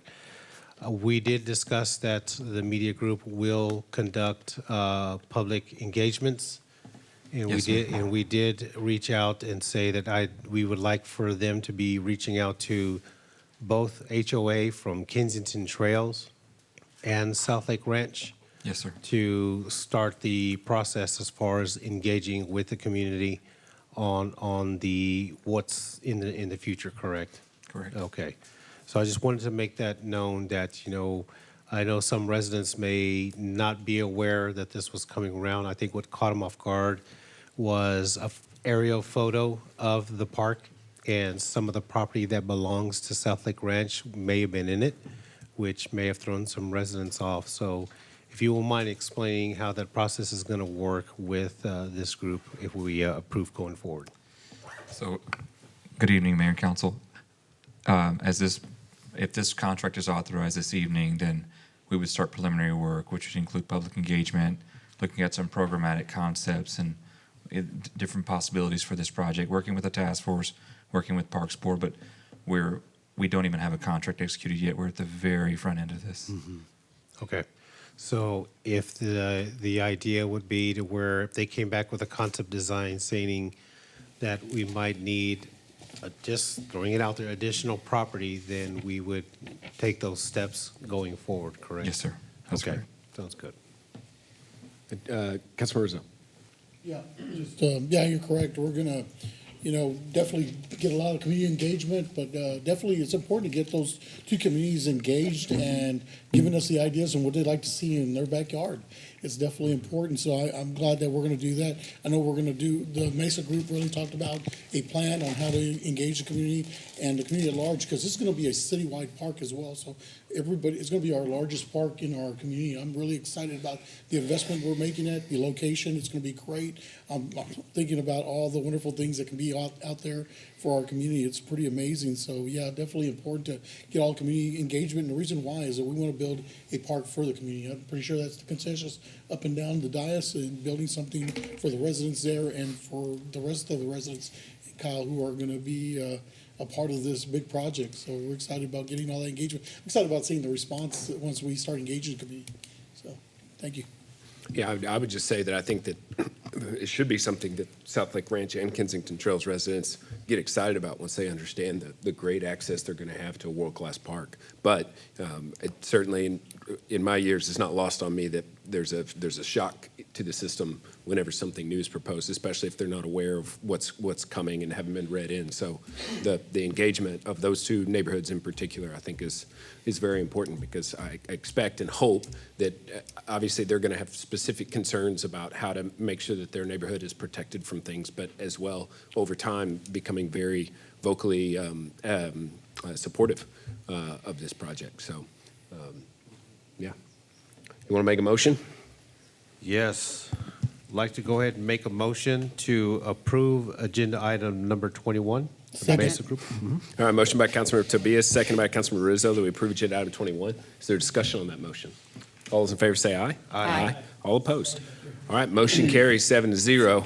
Just as an FYI, I've always counted the initial design, the major design contracts, as the start of a project. And so officially, in my opinion, that vote right there represents the start of the Lake Kensington Nature Park and whatever it's called. But I like it, and I'm very excited to be a part of that vote. All right, next up is agenda item 22. Consider approval of amendment number 2 to the agreement with CP&Y DBA STV Infrastructure for the final design, bid phase, and construction phase services of the wastewater treatment plant Phase 2 expansion in the amount of $15,486,908.03 for a total contract amount of $17,783,101.71. Ms. Trulove. As the mayor just mentioned, this is additional design for the expansion of our wastewater treatment plant. Our existing wastewater treatment plant total permitted capacity is 4.5 million gallons per day. On August 1st of 2023, council awarded the 30% design contract to STV after a request for qualifications process. STV has completed the 30% preliminary engineering report, and we're now looking at the next phases of work.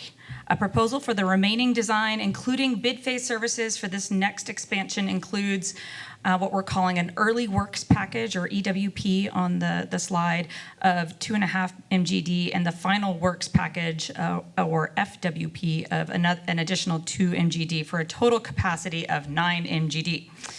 The early works package will come online in July of 2026 with Type 1 water, and the final works package will come online in May of 2028 with 9 MGD.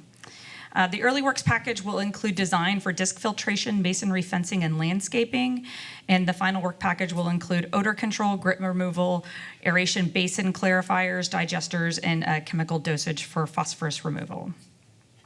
This slide shows a map and kind of a physical outlay of the work that's associated with each of the work packages. The blue areas are the early works package, and the red are the final works package. We're separating this into an early work package so that we can get the 2.5 MGD additional capacity on a quicker time frame to address our growth and our regulatory requirements. The addition of this early works package will provide critical capacity 22 months sooner than waiting for the full expansion, as you can see from the project plan on the screen. So from March to April 2025, we'll be in pre-procurement and construction phase services.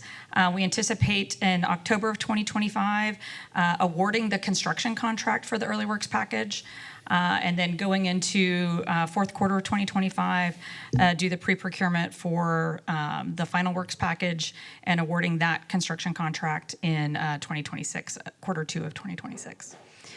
So the design amendment here is for an additional approximately $15.5 million. This scope of work includes the early work and final work packages, design phase services, and the bid phase services for the early works package. They've prepared a proposal. We've got funding that's adequate in our budget, and staff recommends approval of the amendment. All right, does anybody have any questions for Ms. Trulove? Councilor Harris. So I understand that this has passed TCEQ approval? I'm going to let Director Mike Murphy address that question. Thank you, Rosie.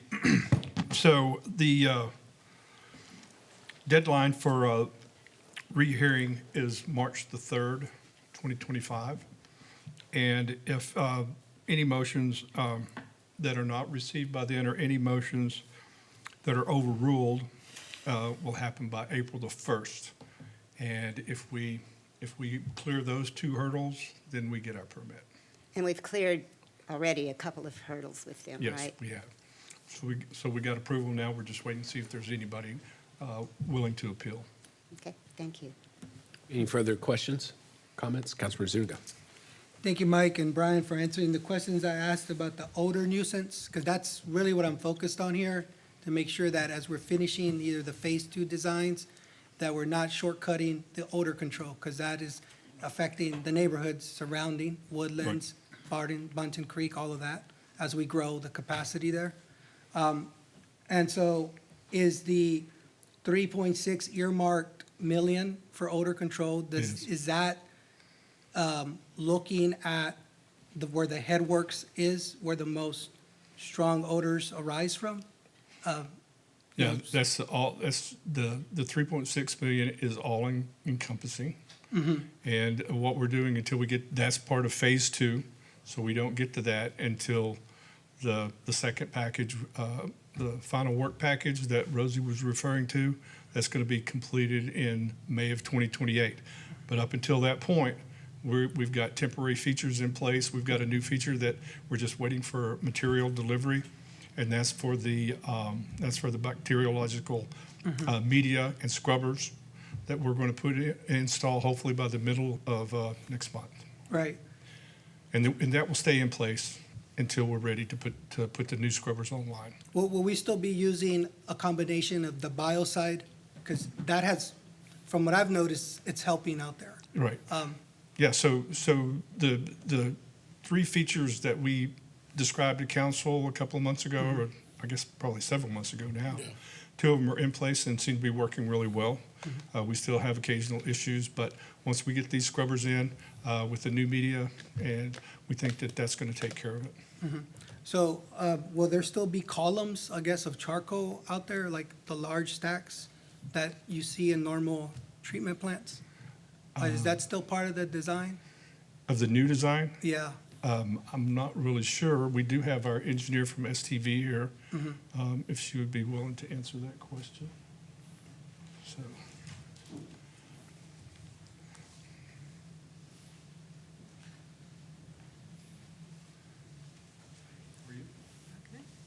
Lindsay Webb with STV. So our full expansion, the full works package will include odor control, 2 chemical scrubbers for, or biological scrubbers actually for the headworks and influence station.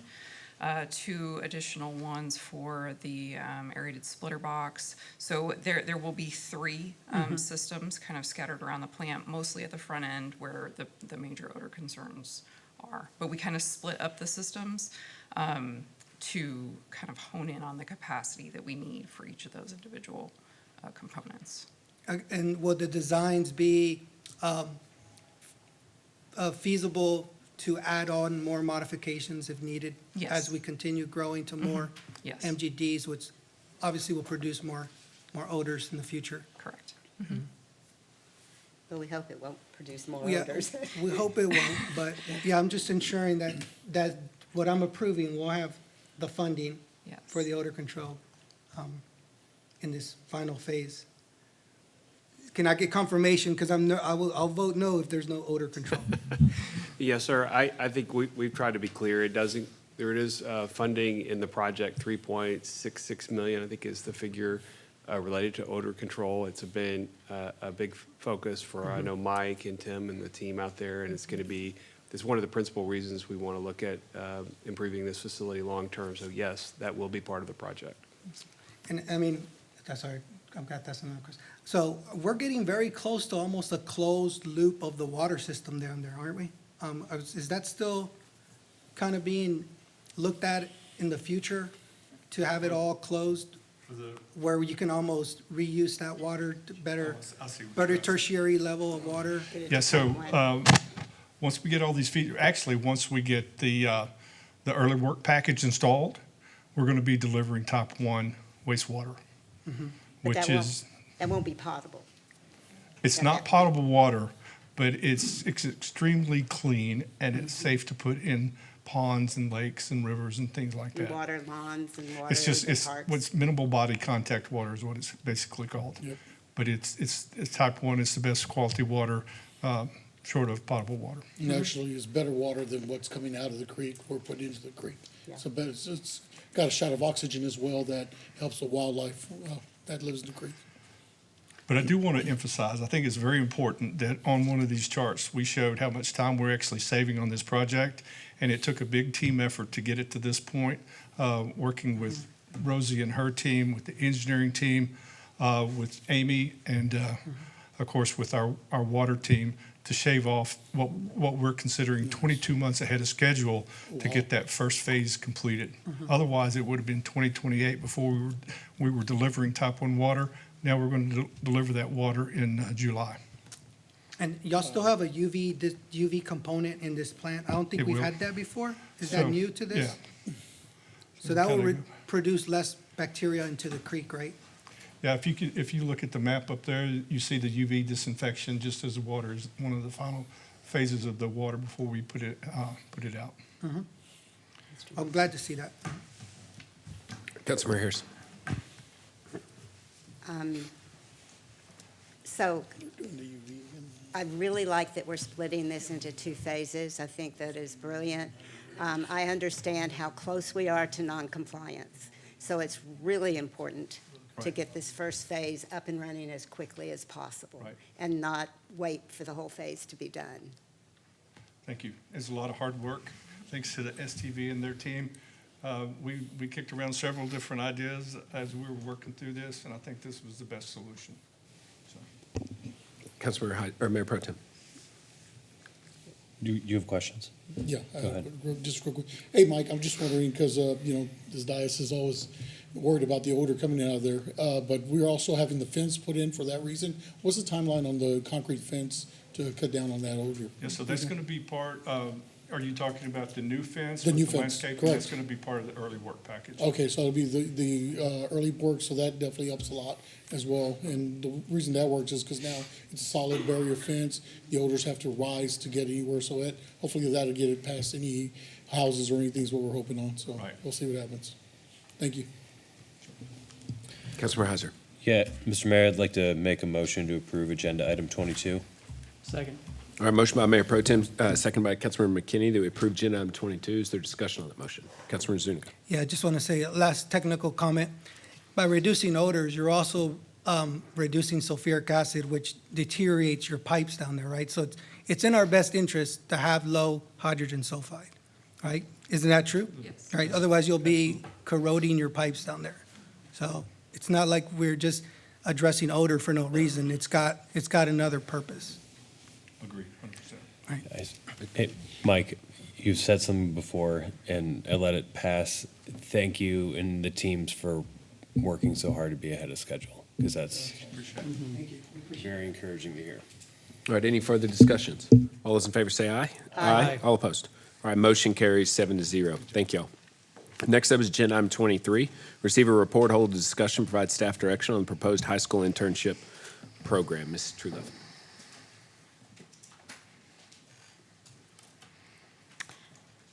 Back in December on the 12th, council approved an item directing staff to consider action on, or to explore rather, a high school summer intern work opportunity program for city departments.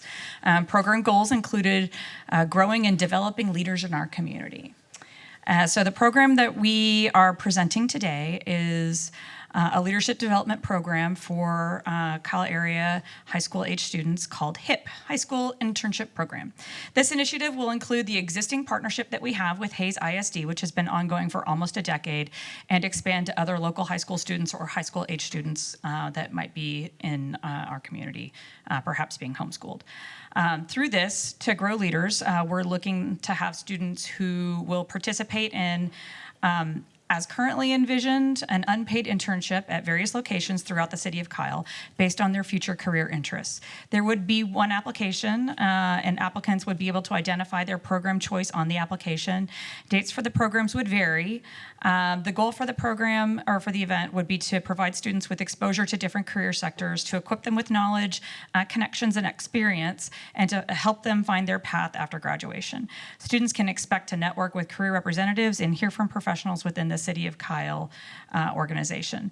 This is, again, running concurrent with school timeframes, and so we envision this to piggyback on the program that already exists with KPD that is focused around criminal justice. It's an unpaid program, then kids receive school credit for it. So the proposed eligibility, enrolled in an area high school or potentially a homeschool City of Kyle resident to apply, looking at a grade level of a junior or senior, so an upperclassman of at least 17 years old. We would ask that they be committed to the entire internship session, which would be between 8 and 12 weeks, and be available for the full duration of the program with no more than 3 days of absences. And they need to have reliable transportation to and from our job sites. We would look at fall and spring options with application periods and end dates, identifying good opportunities for learning depending on their interests. They would work 3 to 8 hours per week depending on their schedule, and would be paired up with an internal staff member to mentor them. Goals being increasing awareness about city opportunities, building confidence of our area youth who are about to graduate, strengthen existing and new partnerships with our local schools, and developing new leaders. It's actually a fun fact. We have someone who works for the Kyle Police Department who started working with the City of Kyle as a high school intern, and she's continued that employment through today. Next steps would be to meet with our area high schools to formalize the agreement and understanding and the parameters of this program. We want to standardize the application process. Again, we're mirroring what's happening currently with KPD, looking at probably a September 1st goal for a fall application for a 9-week internship. And February 1st for a spring application for another 9-week internship in the spring. We want to collaborate with our area schools on timelines, make sure that we're being consistent with the school calendar, and then we would work internally to identify departments that would be willing to host and mentor students. So as we're going through for next steps, we would want to obviously hear from council today on their ideas and what they're looking for this program to, how we would want it to operate. We would want to go out and meet with our area high schools so that we can find out what they would be looking for. And we would develop more formal program guidelines that we would bring back for council to consider. And Julie and I are here to answer any questions that you guys may have. Councilmember Hauser, go ahead. Yes, thank you, Rosie. Couple of questions. In regard to the high schools, this would apply to charter schools as well, the Yes. 2 charter schools as well? Yes. Okay, great. And is there anything that we can do to look into to try to solve for any possible reliable transportation issues with our Uber 311 program? So we can talk to the high schools about that. I can tell you from my experience working in Austin, where we had a high school program, we actually worked with a high school and there were buses that would drop them off at various city locations based on the number of students that were participating and where folks were going. So we're leaving it kind of open-ended because, from when we started looking at the direction we got back in December and in talking about it, we really want to find out what the high schools would need and how that might be able to be, how we can find ways to accommodate all of that. But I think the Uber 314 program might be a viable possibility.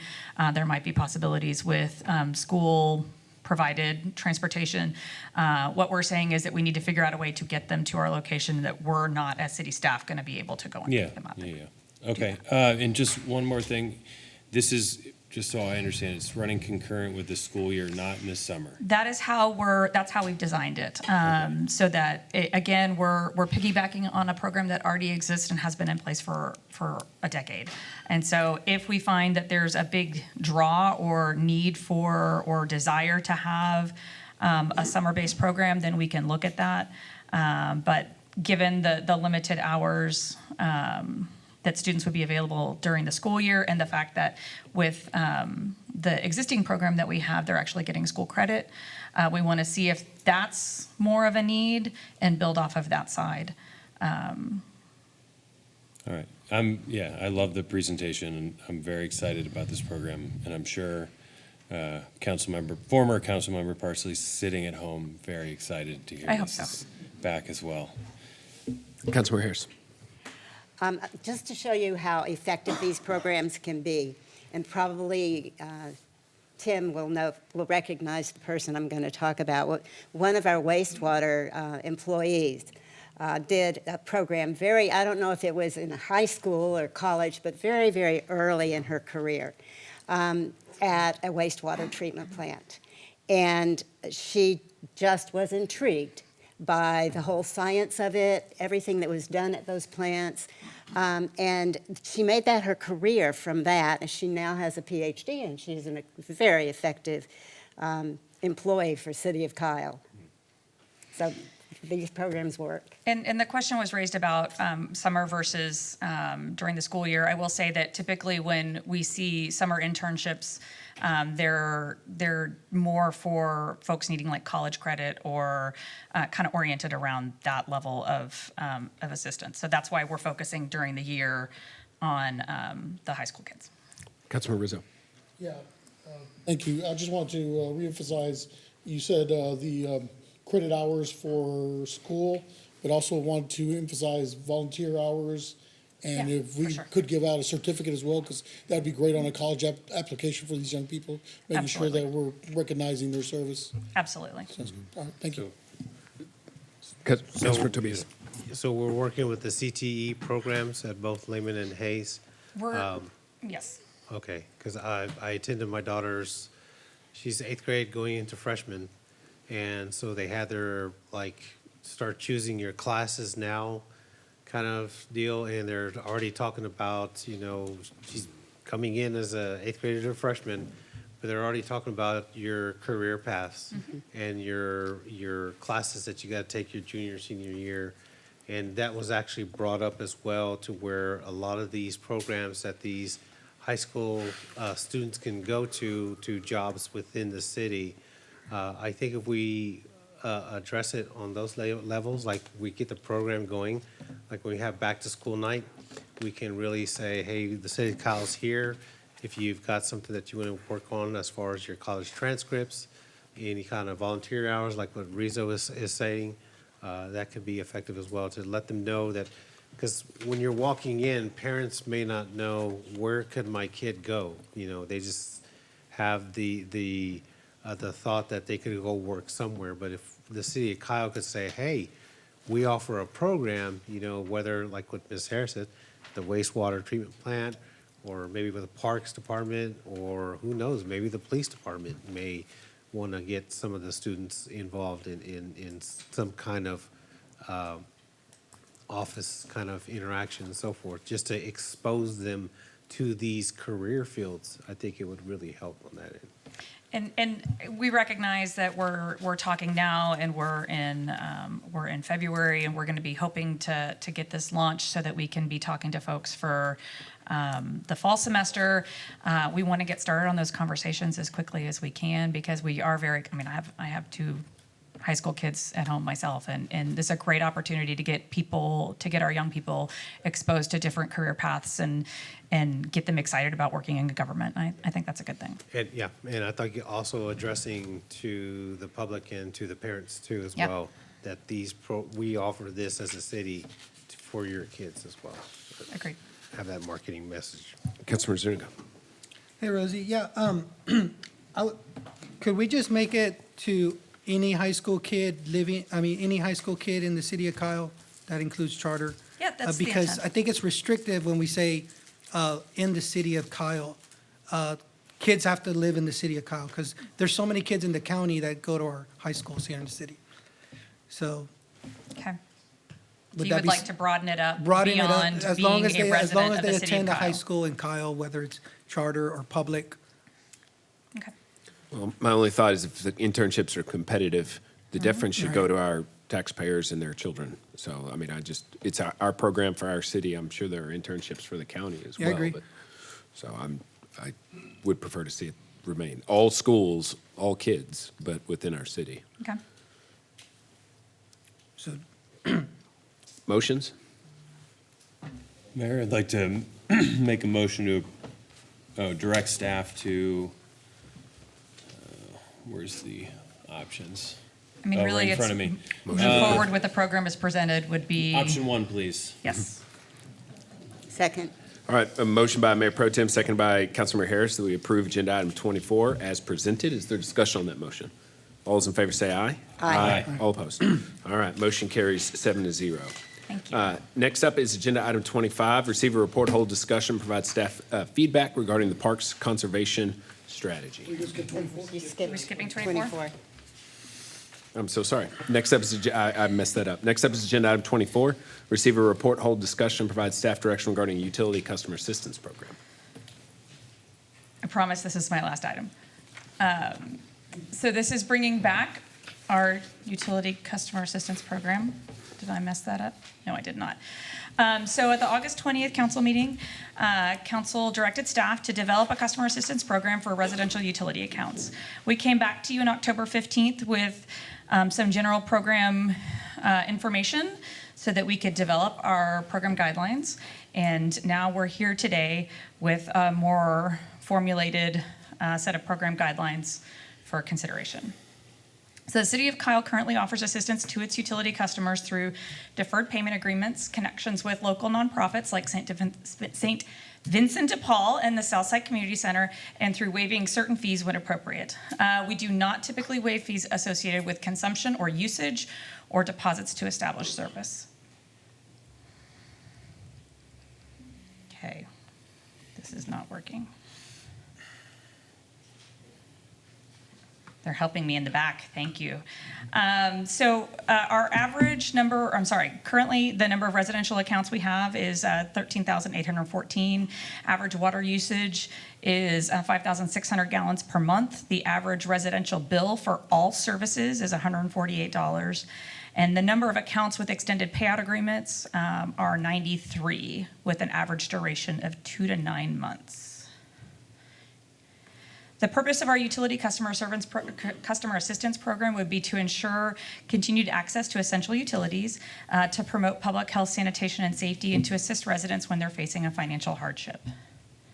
Funding, we discussed at the October meeting, and we will bring back a recommendation for funding when we come back to council with the service contract that I'm going to talk about in a minute. But with approval of these guidelines, staff will release a solicitation for that third-party screening agency to assist us with our customer qualification verification. We were anticipating around maybe $30,000 of assistance to be provided, but we want to go through the solicitation process before we finalize that number. So our income eligibility is based on 2025 numbers, adjusted income limits by household size for the Hays County Metropolitan Statistical Area. And this is identifying households that are considered very low or low income. And the way you read this chart, you're considered low income if you're a 2-person household making at or below $30,250, or low income if you're a 2-person household making at or below $50,400. So it's based on household size. We would also consider eligibility if the household is participating in any of these programs, such as Medicaid, SNAP, CHIP, telephone lifeline program, medical assistance program, supplemental security income, VASH, unemployment insurance, or temporary assistance for needy families.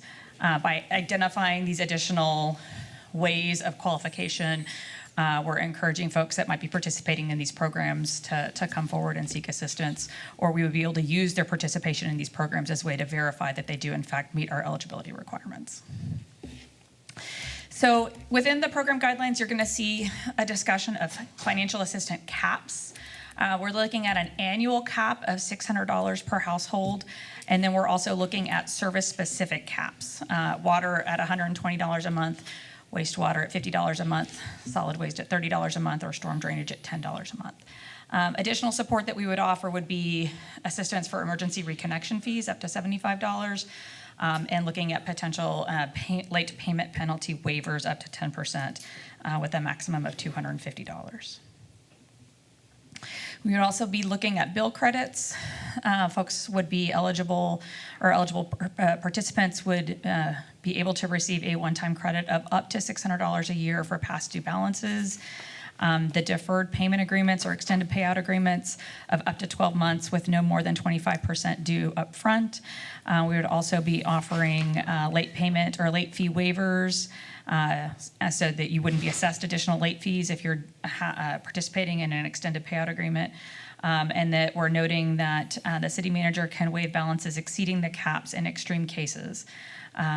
Recognizing that there could be extreme hardship that we're looking at, and while that discretion would be used infrequently, we wanted to note it in the type of assistance that would be available. As far as next steps, with the approval of these guidelines, we will develop a solicitation, have that ready already, to find a third-party partner who will provide qualification screening and identify, come back with the recommended funding amount to support the program. So the options in front of us are to approve the guidelines or deny the guidelines, and staff recommends option 1. And Assistant Director Josh Conley and I are here to answer any questions that you may have about the Utility Customer Assistance Program. All right, thank you, Rosie. Does anybody have any questions or comments regarding this item? Councilmember Harris. This is an item that I had requested to bring forward, and I'm really impressed with the work that the staff has done in looking at how to do that.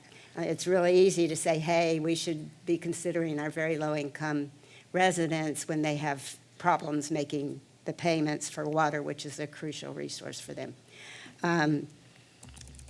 The details on how to provide that equitably are really complex. So thank you very much. That some of the other council may have comments on the details, but I'm satisfied that you've done an excellent job in working that out.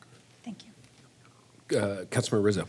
Yeah, just real quick, Rosie, just on page 3 of 13, it talks about the city of Kyle currently offers assistance to customers through, local nonprofits, St. Vincent de Paul, Southside Community Center. It says it waives certain fees when appropriate. Who decides when it's appropriate? We have our utility billing ordinance is our governing document. We recognize that it needs to be updated. It has not been updated in a significant amount of time. When we do need to do adjustments or any fee waivers, those are brought forward from the utility billing supervisor. They're brought forward to her supervisor, which is Josh Conley, our assistant director. He brings them to me, and I bring them to Brian and Jesse as may be appropriate.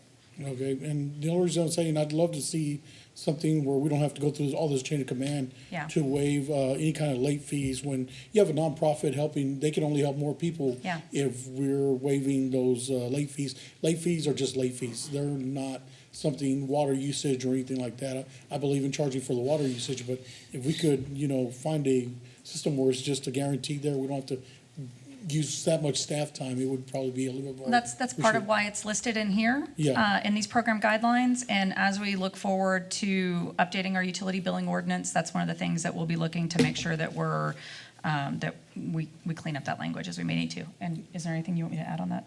Okay. Okay, sounds good. Thank you, Rosie. Appreciate it. Thank you. Additional comments? Mayor, I'd like to make a motion to approve agenda item 24 with option 1. Second. All right, motion by Mayor Pro Tem, seconded by Councilmember Harris, that we approve agenda item 24. Is there discussion on that motion? Councilmember Tobias. Thank you, Dr. Harris, for bringing this forward. It's very needed in our community, so thank you, ma'am. Thank you. All right, anyone else? All those in favor say aye. Aye. All opposed?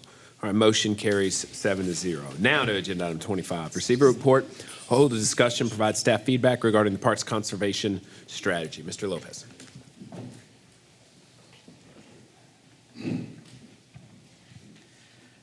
Conservation is essential for sustainably managing parks and cities. It's also a major pillar of purpose for Kyle Parks and Recreation as it helps keep our community healthy and viable. Sustainable green spaces and parks purify our air and sequester carbon, filter toxins from our watershed, cool our city, mitigate flooding, provide habitat for flora and fauna that are key to our survival and future, give a place for us to learn, exercise, recreate, and explore for our physical and psychological well-being. Active recreation spaces and parks that feature athletic fields and playgrounds are balanced by passive recreation offered in conservation areas and natural areas. Both have a place in our system. Conservation areas not only provide environmental sustainability, but also fiscal sustainability. In one recent park O&M assessment we conducted, about 10 acres of a 13-acre property were designated as natural area, which resulted in maintenance cost avoidance or savings of about 75%. At this time, I would like to introduce a renowned urban biologist in Texas who we are fortunate to have as our Conservation Division Manager, John Davis, who will tell you more about our conservation strategy in Kyle Parks. Mr. Davis. Thank you. Mr. Mayor, Council, I'm very excited to be here. I've been waiting for this day. I want to very quickly move through this conservation framework for you. I'm just going to tell you a little bit about kind of a roadmap as to where we're going to be headed. We're going to talk very quickly about a mission statement. We're going to define a few terms. We'll talk about the current state of Kyle Parks, and then we'll discuss some management shifts that we are going to propose to improve park health. Then we'll go through quickly some case studies, and then we'll finish up with budget projections and vision casting. I firmly believe that by making simple changes in how we manage parks, we can create native habitats or landscapes that pay us rather than cost us. But to get into that, we have to kind of define some terms, like what is conservation? Conservation is wisely managing natural resources to preserve and enhance the ecosystem services and the benefits that natural habitats offer us.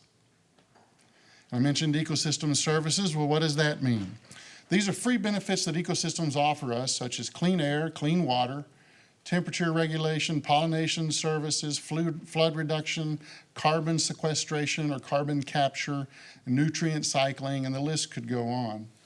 But these aren't the only benefits. There are multiple human health benefits, and as a result of that, extrapolated out to society, multiple health benefits to society by managing properties to be in a natural open space. A lot of research has been done that demonstrates that people prefer natural open space, and the reasons are that it provides stress relief, psychological restoration, restored cognitive function, improved physical activity. The bottom line is being around nature makes us feel better, and it makes us healthier, and we even heal faster, which is why MD Anderson in Houston stopped mowing most of their campus and restored native prairie in the middle of Houston, because they understand that natural habitat restores us and removing that habitat harms us. So what are some common management actions that I'm talking about? And what do I mean by management actions that cost us versus those that pay us? When you talk about costs, it's easy to see financial costs. So in a lot of these management actions that we're going to go through, it's easy to see financial cost in the terms of fuel, staff time, equipment purchase, equipment maintenance, and repair. But in my opinion, and I believe I hope to present to you tonight, that these are the least of the costs, that there are much greater costs in social, mental, psychological costs. Our management actions can often impact people positively or negatively pretty significantly, but there are also ecological costs in the term, in the case of lost ecosystem services. So what then pays us? It's essentially the opposite of that. These are actions that reduce the financial costs, promote human wellness, and provide ecosystem services. So how are we doing in our Kyle Parks? So I'm going to go through some management strategies, and it's not just in Kyle Parks. These are common management strategies that I've seen in other parks and recreation departments. We'll go through these costs, and we'll go through these management strategies and talk about their costs. First of all, we mow a lot of acreage. And if you look just at the financial cost, it's an average of about $40 to $70 per acre per cycle to mow grass. But well beyond that, there are these costs that go beyond the financial costs. This practice reduces human wellness benefits. It degrades air and water quality, reduces temperature mitigation, reduces carbon sequestration, eliminates pollination services, eliminates seed and nesting resources, and all of those combined result in a collapsed food web. When we move into our trees or our forested habitats, lion tailing costs us. Lion tailing is simply the stripping of limbs of foliage, leaving only tufts of leaves on the very end, like you see in the picture here. This is an example of a tree in Mary Calhartson. It's my favorite tree. It's a red oak. This shows the scars left behind from years of lion tailing. And the cost of that is this. Of course, there is fuel, staff, and equipment cost to do this practice. But again, much beyond that, these branches are no longer shaded, sun scald kills the bark, and as a result, that tree is struggling and it's in fairly bad shape. Now, when a tree is lion-tailed over the next year or two, it will try to recover that vegetative cover by producing epicormic sprouting. And once this happens, oftentimes that practice is repeated, lion-tailing will happen again, and this creates a vicious cycle that will kill the tree. So moving out of the living trees, we're going to talk about dead trees. Biologists call them snags. And I want to pause for just a second to talk about the 3 ecological lives of a tree. Most people believe that when a tree is alive, that's its ecological service lifespan. When it dies, that ecological service is over. However, that's just one of the ecological lives of the tree. A living tree attracts a suite of species. When that tree dies and is a standing dead tree, a completely new suite of species are attracted to that tree and benefit from that tree. And then when that standing dead tree falls and becomes a fallen log, an entirely new suite of species is attracted to that fallen log, and then living out the 3rd phase of its ecological life.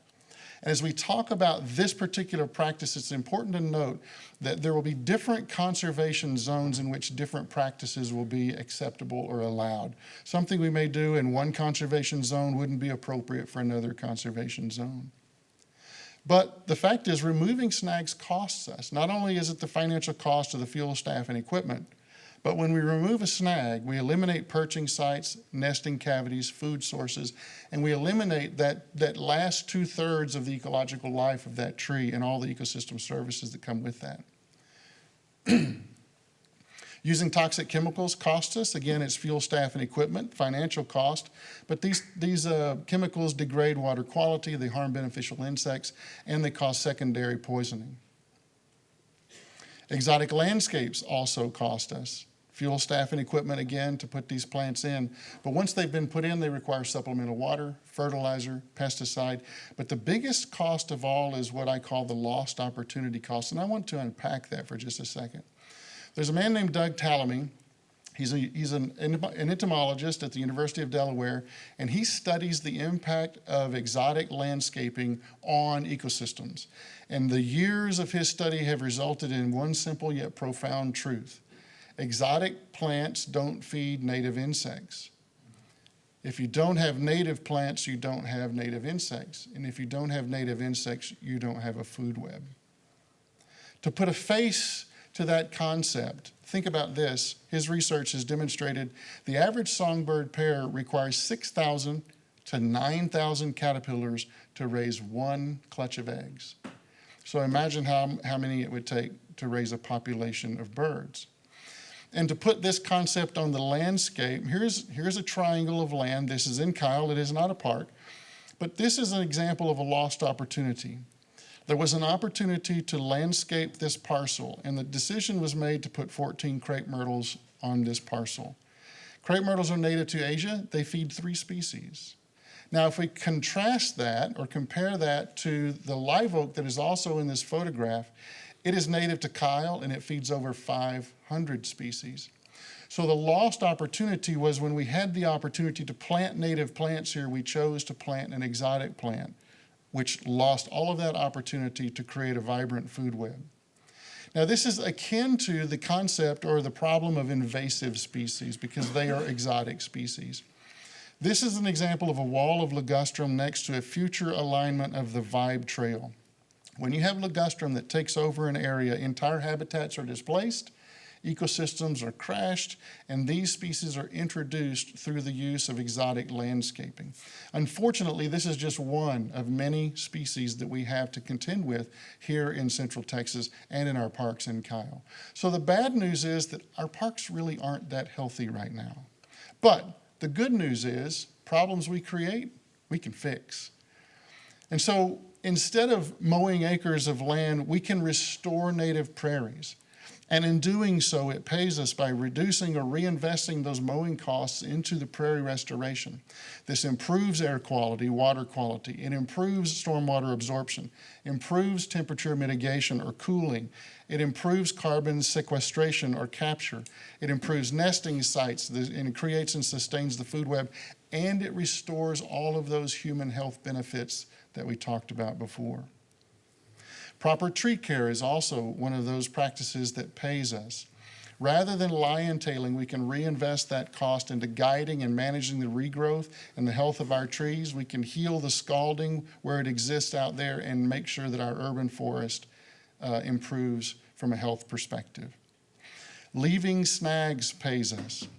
There's no removal cost. Perching sites are retained, nesting cavities retained, food sources retained, all of the biodiversity associated with that standing snag and the fallen snag later, all of that is retained. But rightly so, anytime you talk about leaving a dead tree, the question of risk comes up. So the good news is you can mitigate that down to nearly zero. What you can do is remove a lot of the limbs and top that snag so that you remove the wind shear stresses on that snag, making that stem's lifespan be prolonged and retaining those ecosystem services for many more years. When it is determined that that snag needs to come down, we can fell that tree in place on our schedule so that we then leave that tree in place so that it retains nesting and food resources again, creates firefly habitat, retains the biodiversity, and retains the nutrient cycling of that tree to put the nutrients back in the soil. Using organic or low toxicity integrated pest management pays us. There is, of course, fuel, staff, and equipment cost for this kind of a practice, but this practice will protect water quality, protect beneficial insects, and reduces secondary poisoning.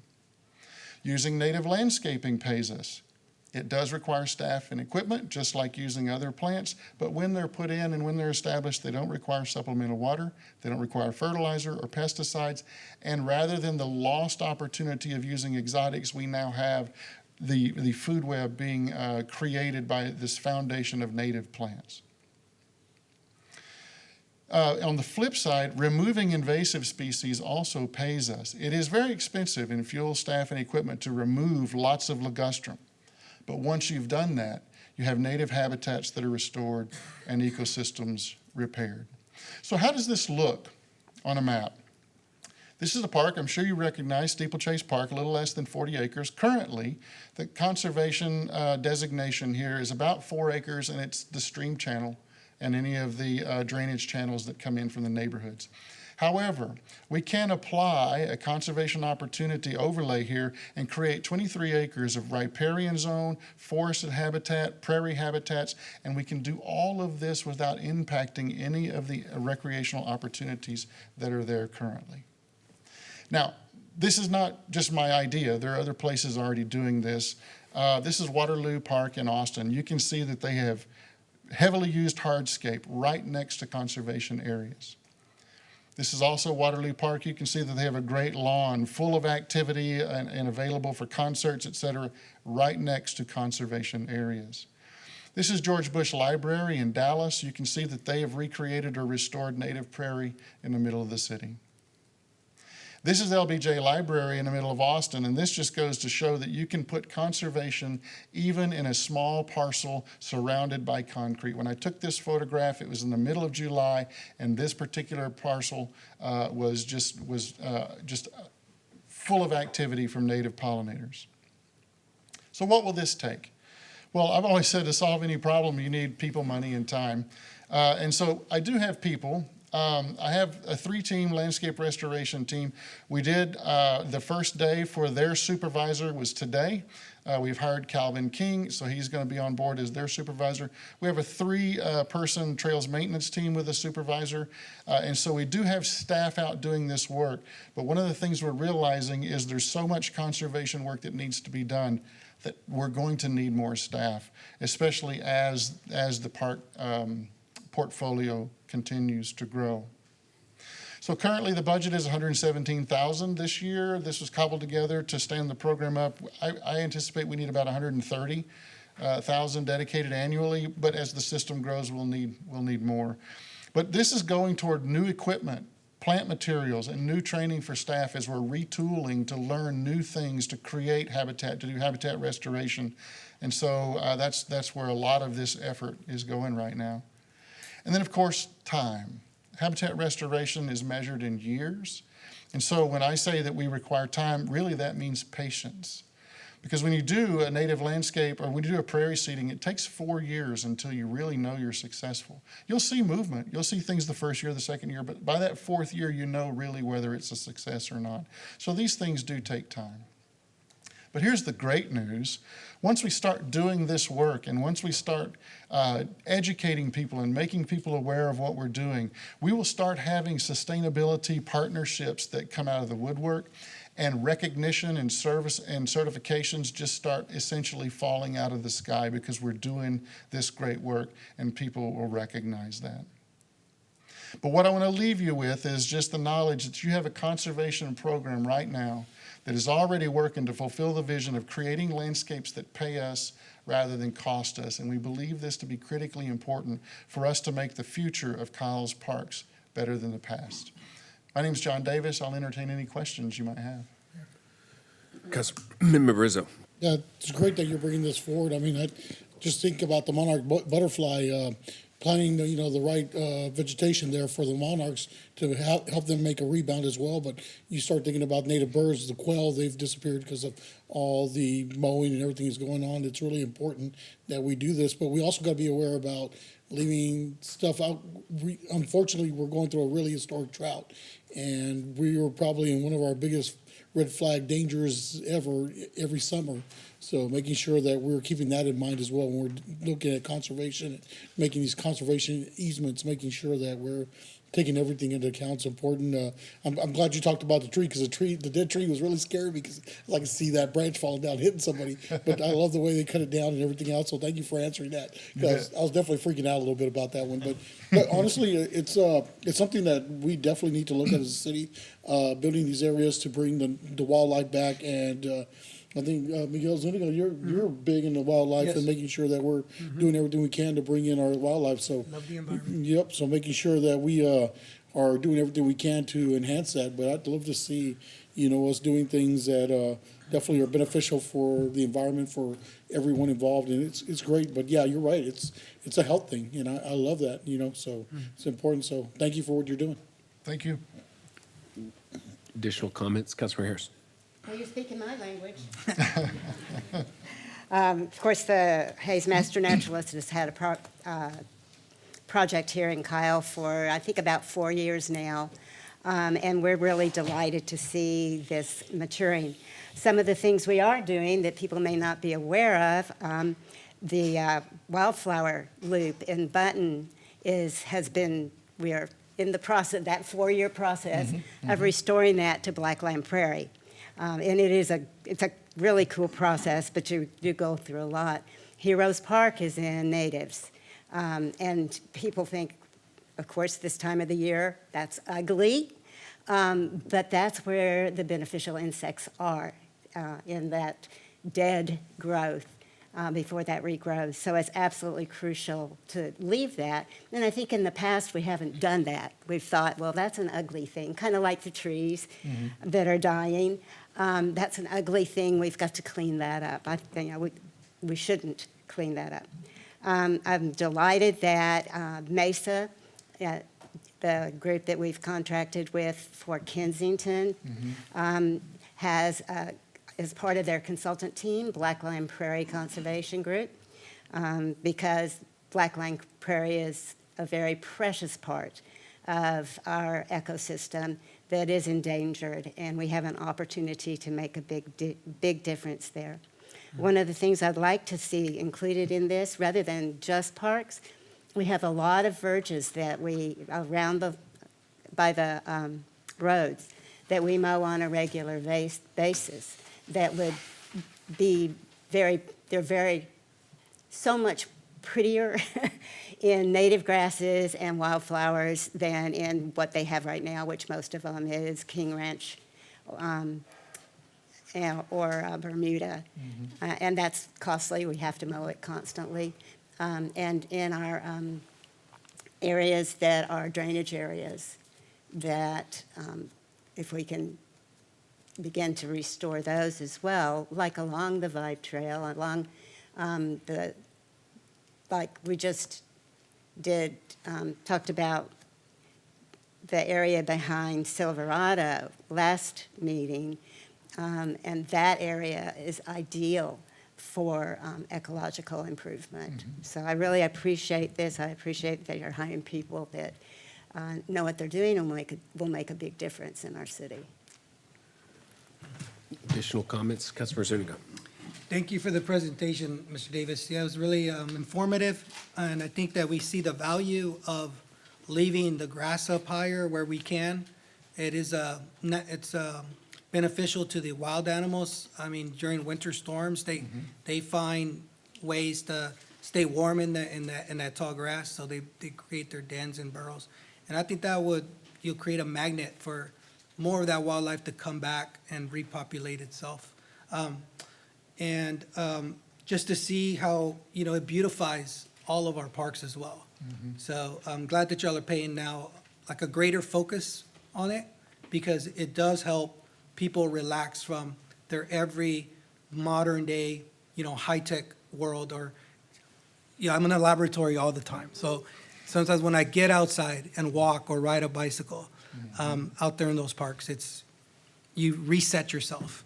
Right? Give yourself time to think and be mentally sharper. There's studies have shown that the kids that spend more time outside perform better in testing as to kids who were not outside as much. So it's all about quality of life, and I'm glad that you focused on that here. Thank you. Thank you. Councilmember Tobias. The other day, Sunday night, I was taking my son back to campus, and we listened to NPR radio, and they actually had a little segment on this specific type of conservation.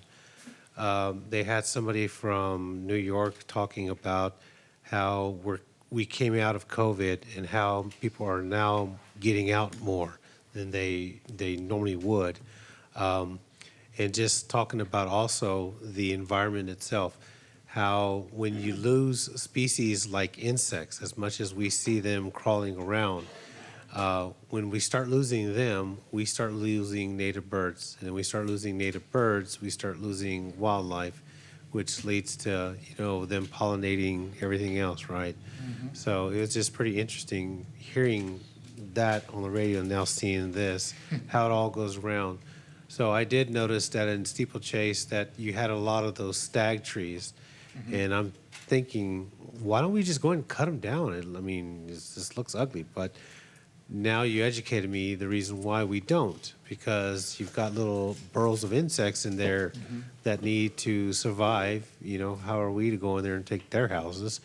And they need that type of environment, and which leads to the birds that come in and so forth. So I'm glad we're getting a plan going, and I agree with Ms. Harris that, I know we mow our grass, but maybe we can start looking at keeping certain types of grass a little higher than normal in our parks to balance that. And when I looked at page number 6 of your presentation, all the way up there, it had those people walking in that field on that trail. I'm like, wow, that could be Kensington one day. Just people walking through that natural setting that we have out there. Because again, I live out there, so I see what it is. It's pretty awesome. So thank you very much. Councilmember, thank you for bringing up the educational awareness. That's a big component of this presentation, is helping everyone understand the importance of conservation.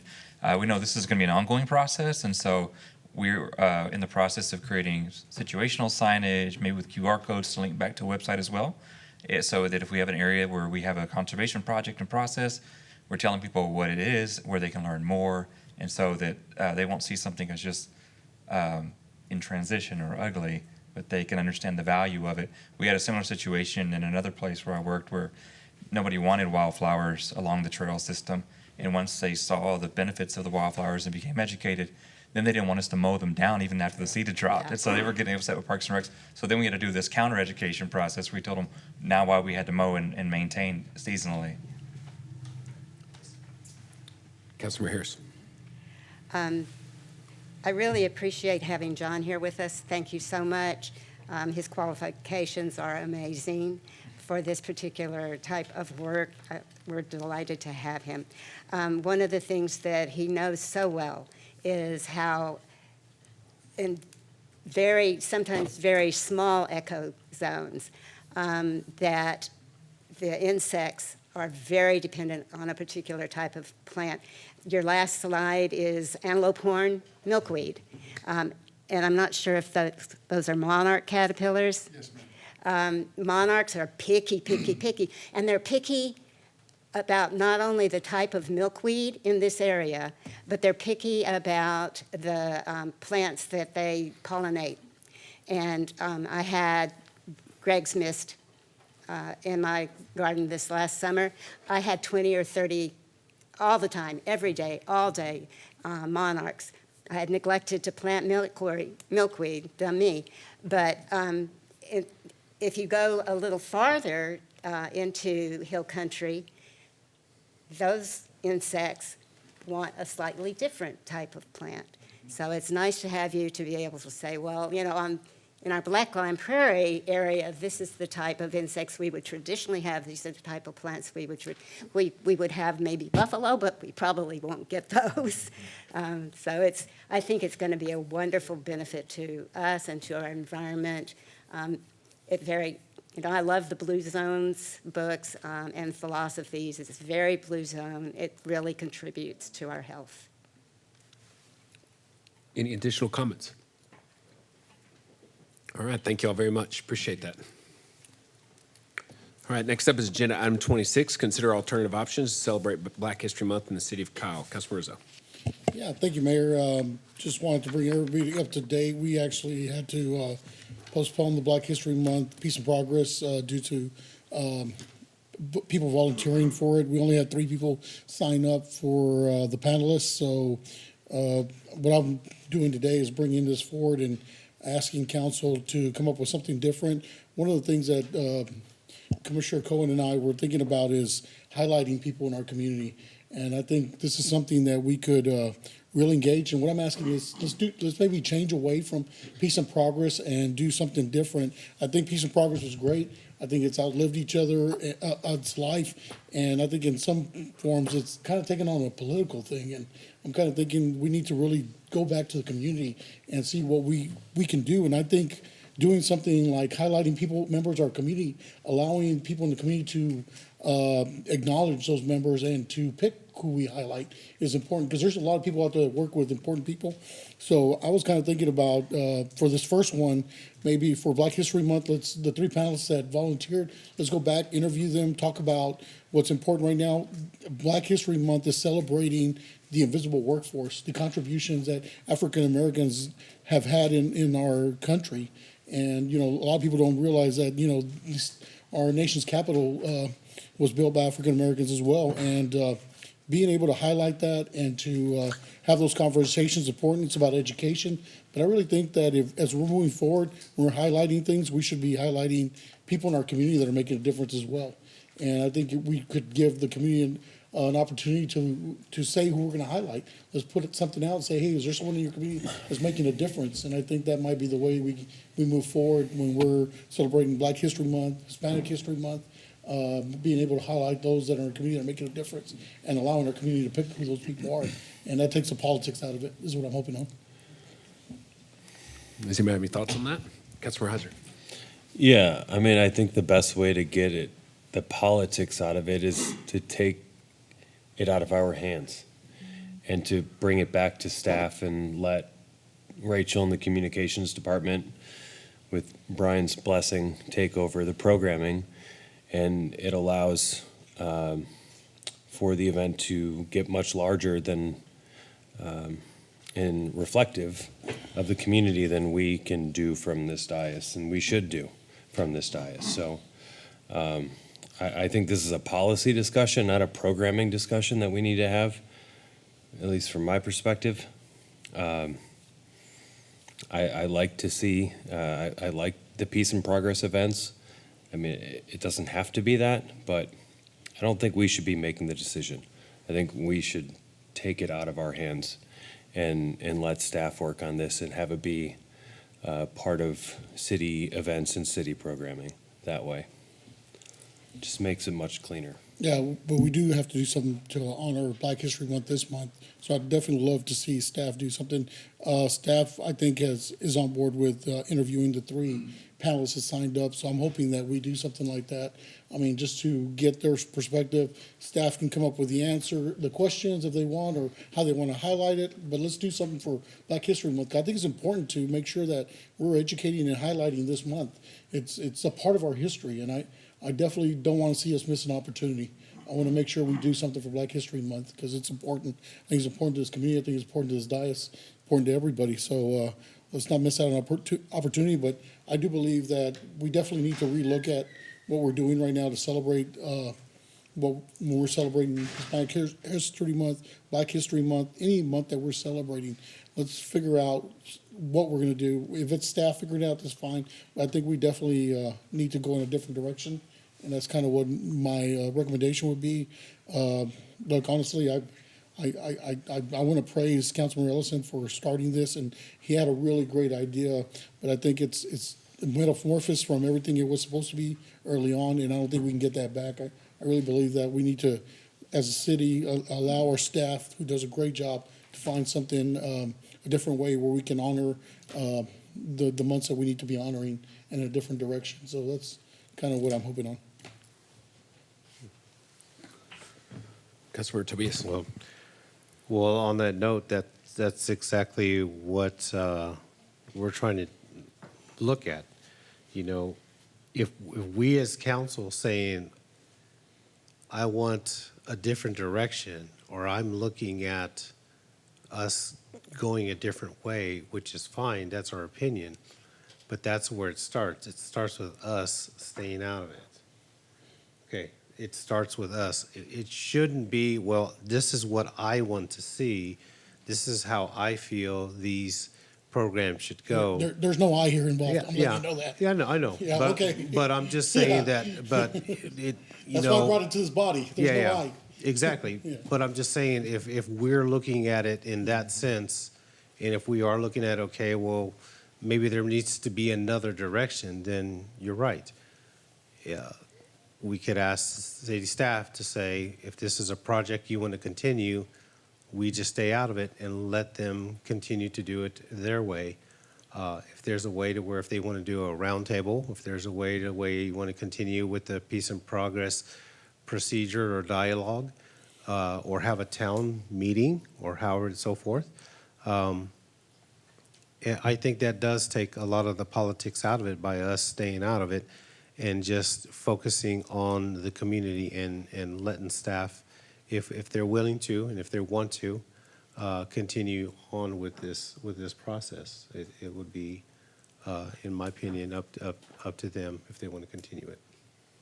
Yeah, unfortunately, I think to continue down the road we are, I think councils have just been too involved, and I think starting fresh would eliminate any doubt of council being involved. And that's kind of why I thought, let's just let staff come up with something and we stay out of it, because if we continue the same path, we've had council, and that's one of the, biggest complaints that I was receiving.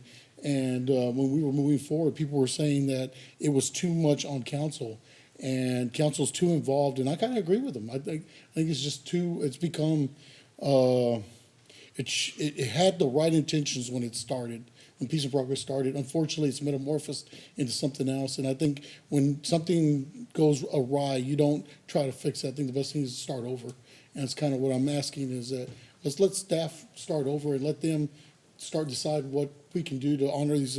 I mean, it could be a parade. You never know. I mean, San Marcos has a parade every year as well for Martin Luther King. I mean, I don't know what it's going to be, but let's let staff figure it out and let's start over because we are too involved in what is currently happening, and we need to start over and get us out of it. I really believe that we don't need to be part. We can participate, but we don't need to be given direction and turning this into something else. I mean, one of the biggest things that I heard was are you doing this politically? And I never do anything for anything politically. I don't want to do stuff like that. I mean, this was about education, never anything else. So I don't if it has that aroma of politically, then I want nothing to do with it. Yeah. So yeah. So with that, not to put you on the spot, Brian, is there a specific department that you think that would be interested in taking over? Would it still be communications or another route that you want to go with, whether it's another? I guess my thing is that I, from a council member, would be willing to just hand it over to the city if they want to continue to highlight that project and just keep the political rim out of it and just make it become more of a community-based engagement. Yeah, I think we can certainly do some programs to celebrate Black history, and that would be in the communications department. That's the area I think we could do some good things. Maybe it's some videos, maybe it's some different type of events. I'm not quite sure. We could pencil those things together and put together something that makes sense. There's a lot of cities that do this all over the country, so we've got some good blueprints out there how we can do it, and then there's probably some things for Kyle specifically that make sense.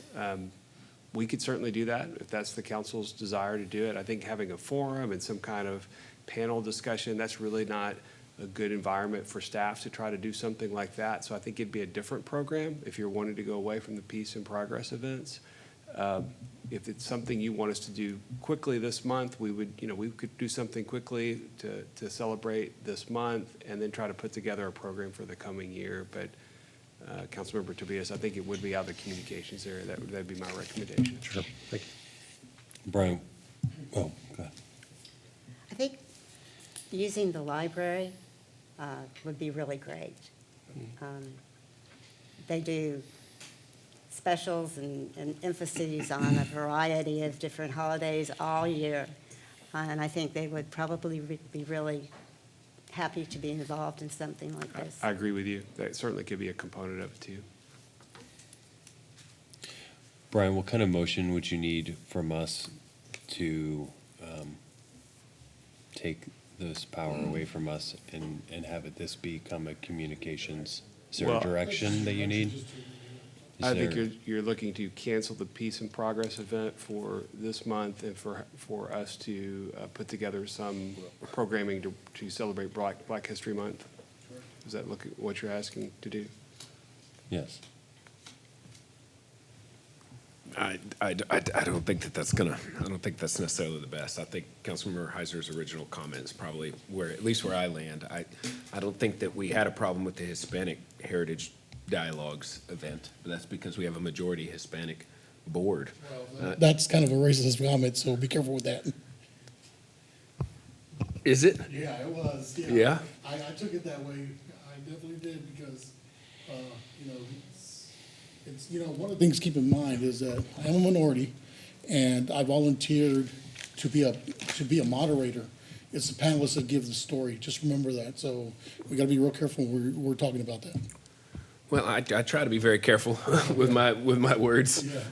So I think that the big issue wasn't necessarily that we are electeds. It has more to do that it wasn't perceived that we were able to accurately reflect that African American experience by moderating that event in that particular way. I think that canceling the event wasn't really up to us. And I heard the feedback, both in words and in with the lack of words, you know, and what happened at our proclamation at the last meeting. That bothered me tremendously. So I think that the Dialogues event has been one of the coolest things that we've done from a programming standpoint, and you are correct. It happened naturally and organically from this dais, but it came from someone who comes from that experience. And so for me, it's the depoliticizing of it is really about allowing for the moderators in particular to be selected from the community, to represent the community in a way that they feel is appropriate. And I don't want to weigh in one way or the other, except to say that seems to be the feedback that we're getting. So I think the event is pretty good and would probably come back next year if we just weren't involved in it, if we allowed for communications to just work to put that program together, trying to accurately reflect the experiences that want to be discussed and allow for the moderators to be selected from that population. So I mean that's just my lived experience on what made that program great and enjoyable to listen to. So it'd be just the same as if, you know, we had a Hispanic Heritage Dialogues event and it was white people doing the moderating. It's the same kind of thing. It's the moderators. That's not who's telling the story. Anyone can moderate this. It's the panelists, and having a diverse group of panelists is real important as well. So I do understand what you're saying. I don't disagree. If you're looking at the moderators and you're looking at color, then you're looking at the wrong thing. It's not the moderators that are telling the story. They're just holding the discussions. Yeah. It's the people on the panel that give the story. But I think we got the feedback loud and clear that while that may be your experience, that's not how it's being heard. It's not being translated that way. So I think depoliticizing is just taking us out of the way that we changed the ordinance in order to try to keep electeds off the panel, and ended up making electeds the moderators, and we can't moderate the February Dialogues event, not in a way that's going to be received well. We can't do it. It's not within us to do that. That's discrimination.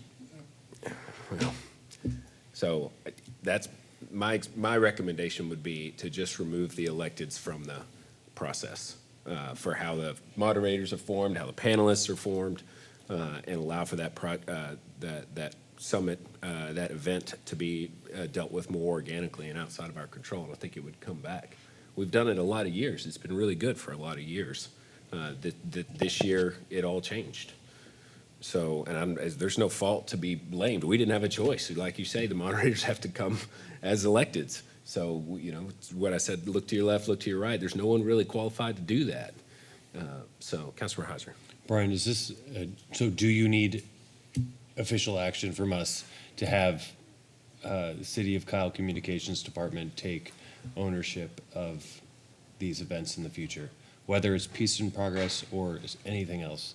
That's not a decision that Yeah, I think for the Peace in Progress events, if you're looking to change those and change how the moderators are selected and how that's set up, yeah, I believe it was a resolution and a policy that was established by the council, so that would need to come back to you with some options about how to do that. I think if you're asking me to just find some ways to celebrate Black History Month this month, a simple motion to that effect, we can certainly do that. It's not one or the other, it's both. Yes. But the other one would have to come back to council for action to change that format if that's the desire, council. So, Mr. Mayor, I'd like to make a motion to change the current policy around Peace in Progress. Peace in Progress, to have it be a staff-led, communications department-led event.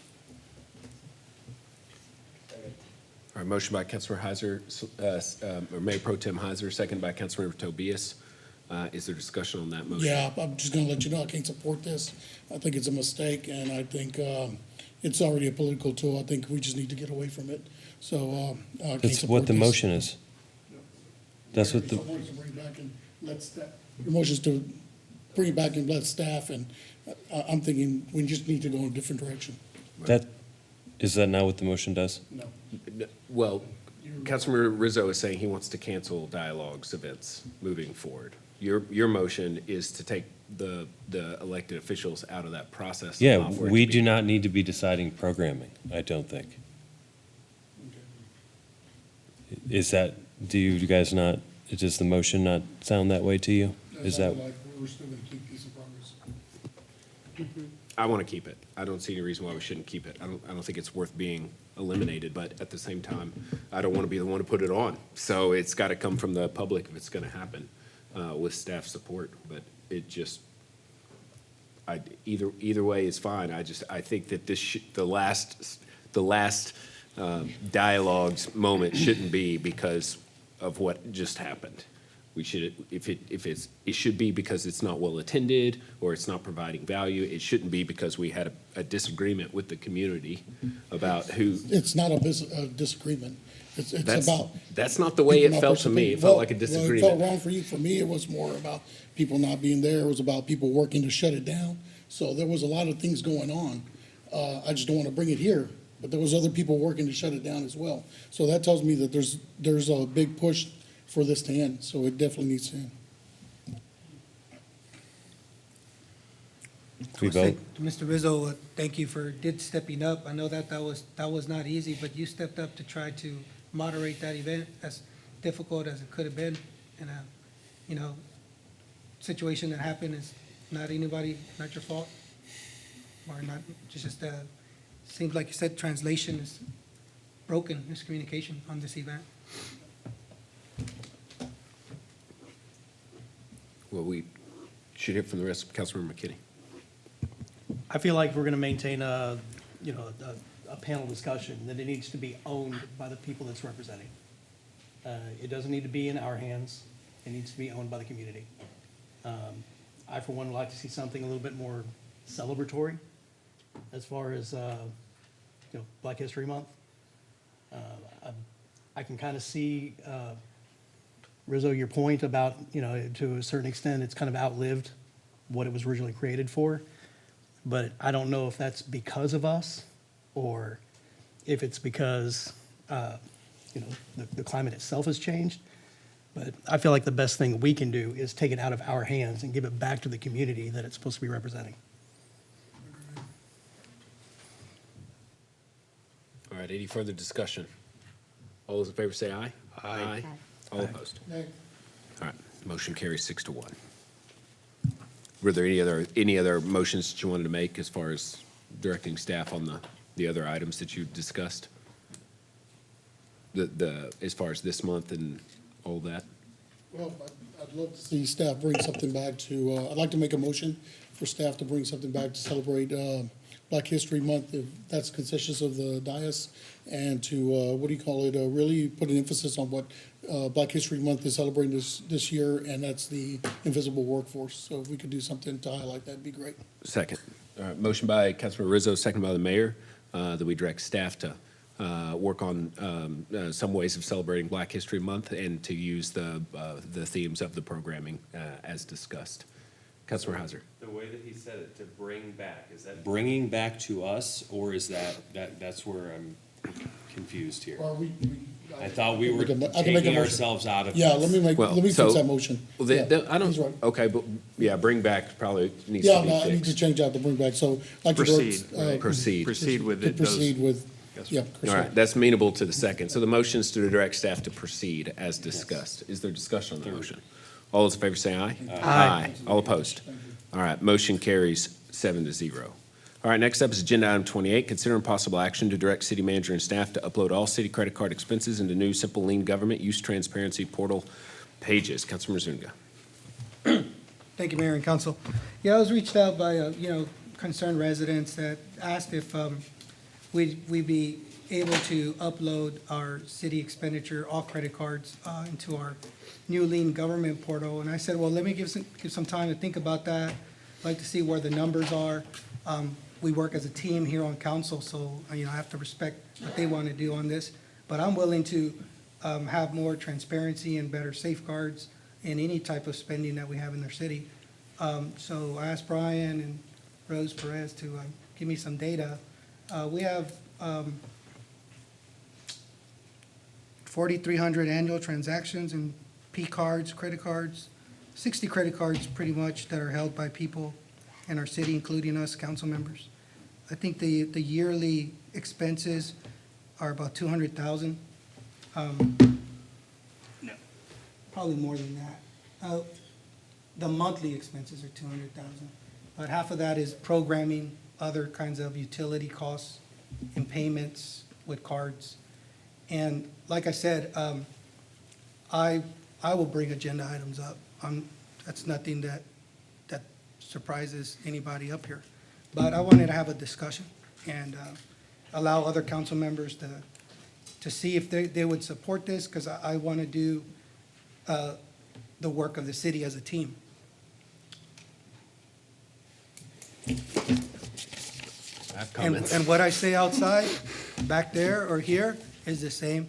And this is nobody asking me to do this. I believe in transparency, integrity, and open government, and that's something I'll stand by. Councilor Hauser. Didn't you say, it wasn't the first thing you said that a resident asked you about to do this? And then you bookended it by saying, this is your idea?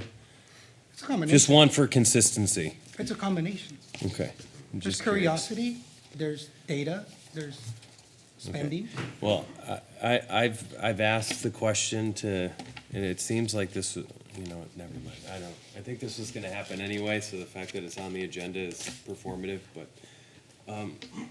So, Brian, can you explain a little bit Yeah. about the transparency of city finances? Could've And just whether asked. or not the city departments, and, what the process is for audits, transparency, spending, budgeting, those kind of things?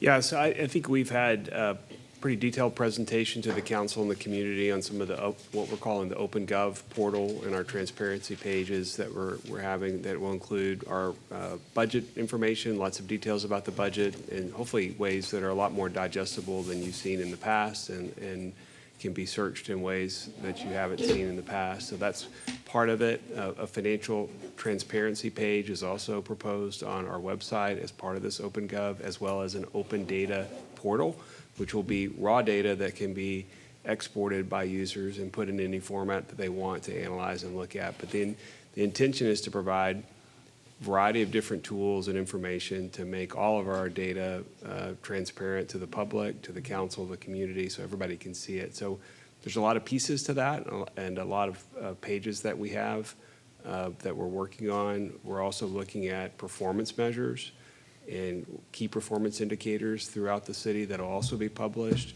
along with our strategic plan and a lot of other activities that we have. So all of that's, Mayor, hopefully that answers your question. All of that's on the webpage and is being developed. But there's a lot of that data that's there and will be added in the future. Well, I appreciate, because I do think that our bookkeeping and transparency processes have increased a lot lately, as in particular because of the way that you've been, and Jesse and others have been working to bring that to the forefront. My concern with the all staff credit cards is that it doesn't tell a complete picture. And so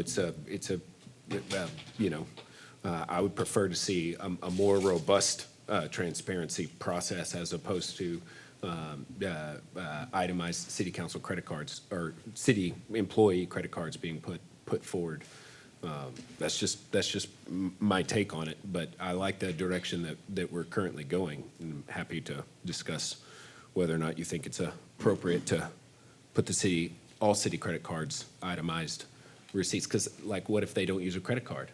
There are a lot of different ways that expenditures are made, and if you put one version of a transaction but not the other, are you being transparent, or are you showing just certain transactions? And so I think that the process you're going through, especially with the export feature that you've discussed, is the right path.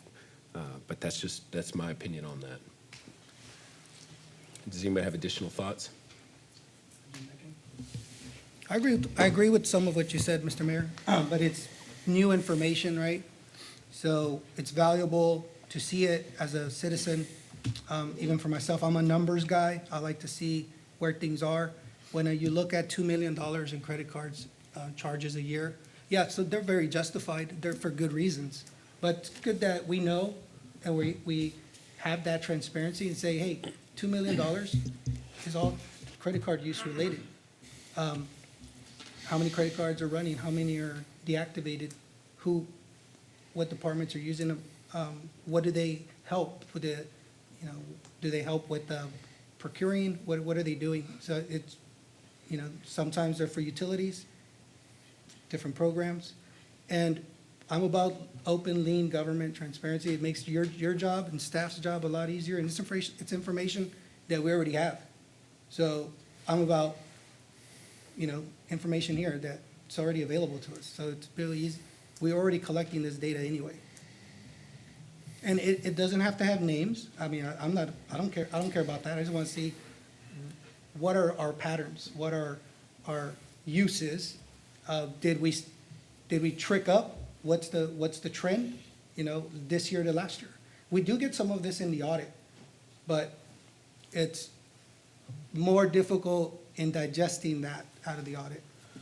See, that's where my issue actually lies, that you're looking for trends in credit cards, but a credit card is just a type of transaction. The budget and the overall expenditures are really what tells the story. Some of that's credit cards, and some of that is purchase orders, and some of that is all different checks and money orders and wires and all different kinds of forms of transactions. And so to me, transparency is about showing all of those trends, because I want to see the trends too.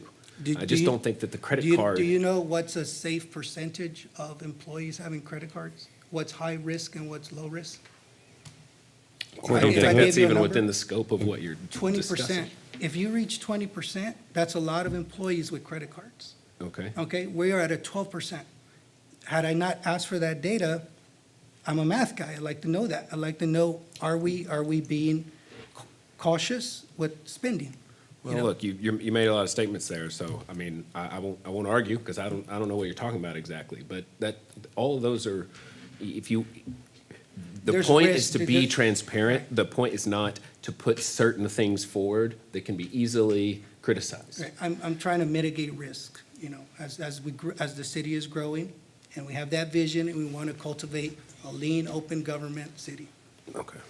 Well, I agree with wanting that. So I agree with the accountability and the transparency, which is like Jesse's presentation on the financials, being able to dive down into each department and what they're spending money on, what their performance metrics are. All of that is very good. And any transaction is available to anyone via the open records process. So I just think that picking one type of transaction out and putting it front and center, when what percentage of a department's budget is spent using credit cards? That's a question that story won't tell. And so it could be, there's a lot of different ways to game systems and use systems for political means. Yeah, I don't go into the negative of this. Like I said, I trust our employees. Open records are not as easy as you say they are. You have to know what you're looking for. You have to know dates. You have to know what the expenditures are. It's not an easy process to go through. So I'm just trying to simplify our government, simplify for residents that are taxpayers, and make sure that we're doing everything we can so they can trust us. So our government is trusted. That's all. Miguel, did you ask staff if these were going to be uploaded to OpenGov before you submitted your agenda request? No matter what I ask staff, we have to vote as a council to give direction. You So didn't whether I hear the get- question. I asked Brian you, doesn't answer to me. I asked you if you asked if staff was already planning to put these on the OpenGov platform. Not P cards and credit cards. Did you ask if they had, yes? That's all I'm trying to figure out here. Can I answer your question? Brian doesn't answer to me, neither does That's not, staff. but that's not answering the The question. only way we get action is if we take votes. I understand, but you didn't give a chance to And we see the codify- platform we before codify. you're trying to mess with it. We are a government. Let We have to staff codify. roll out the platform and then try to provide feedback. You didn't ask if it was even in the roadmap. All right. It's abundantly clear. I'd like to make a motion to direct city manager and staff to upload all city credit card expenses into new simple lean government use transparency portal pages. All right, there's a motion. Is there a second? All right, motion fails for lack of a second. Motion to adjourn. Second. All right, we are adjourned.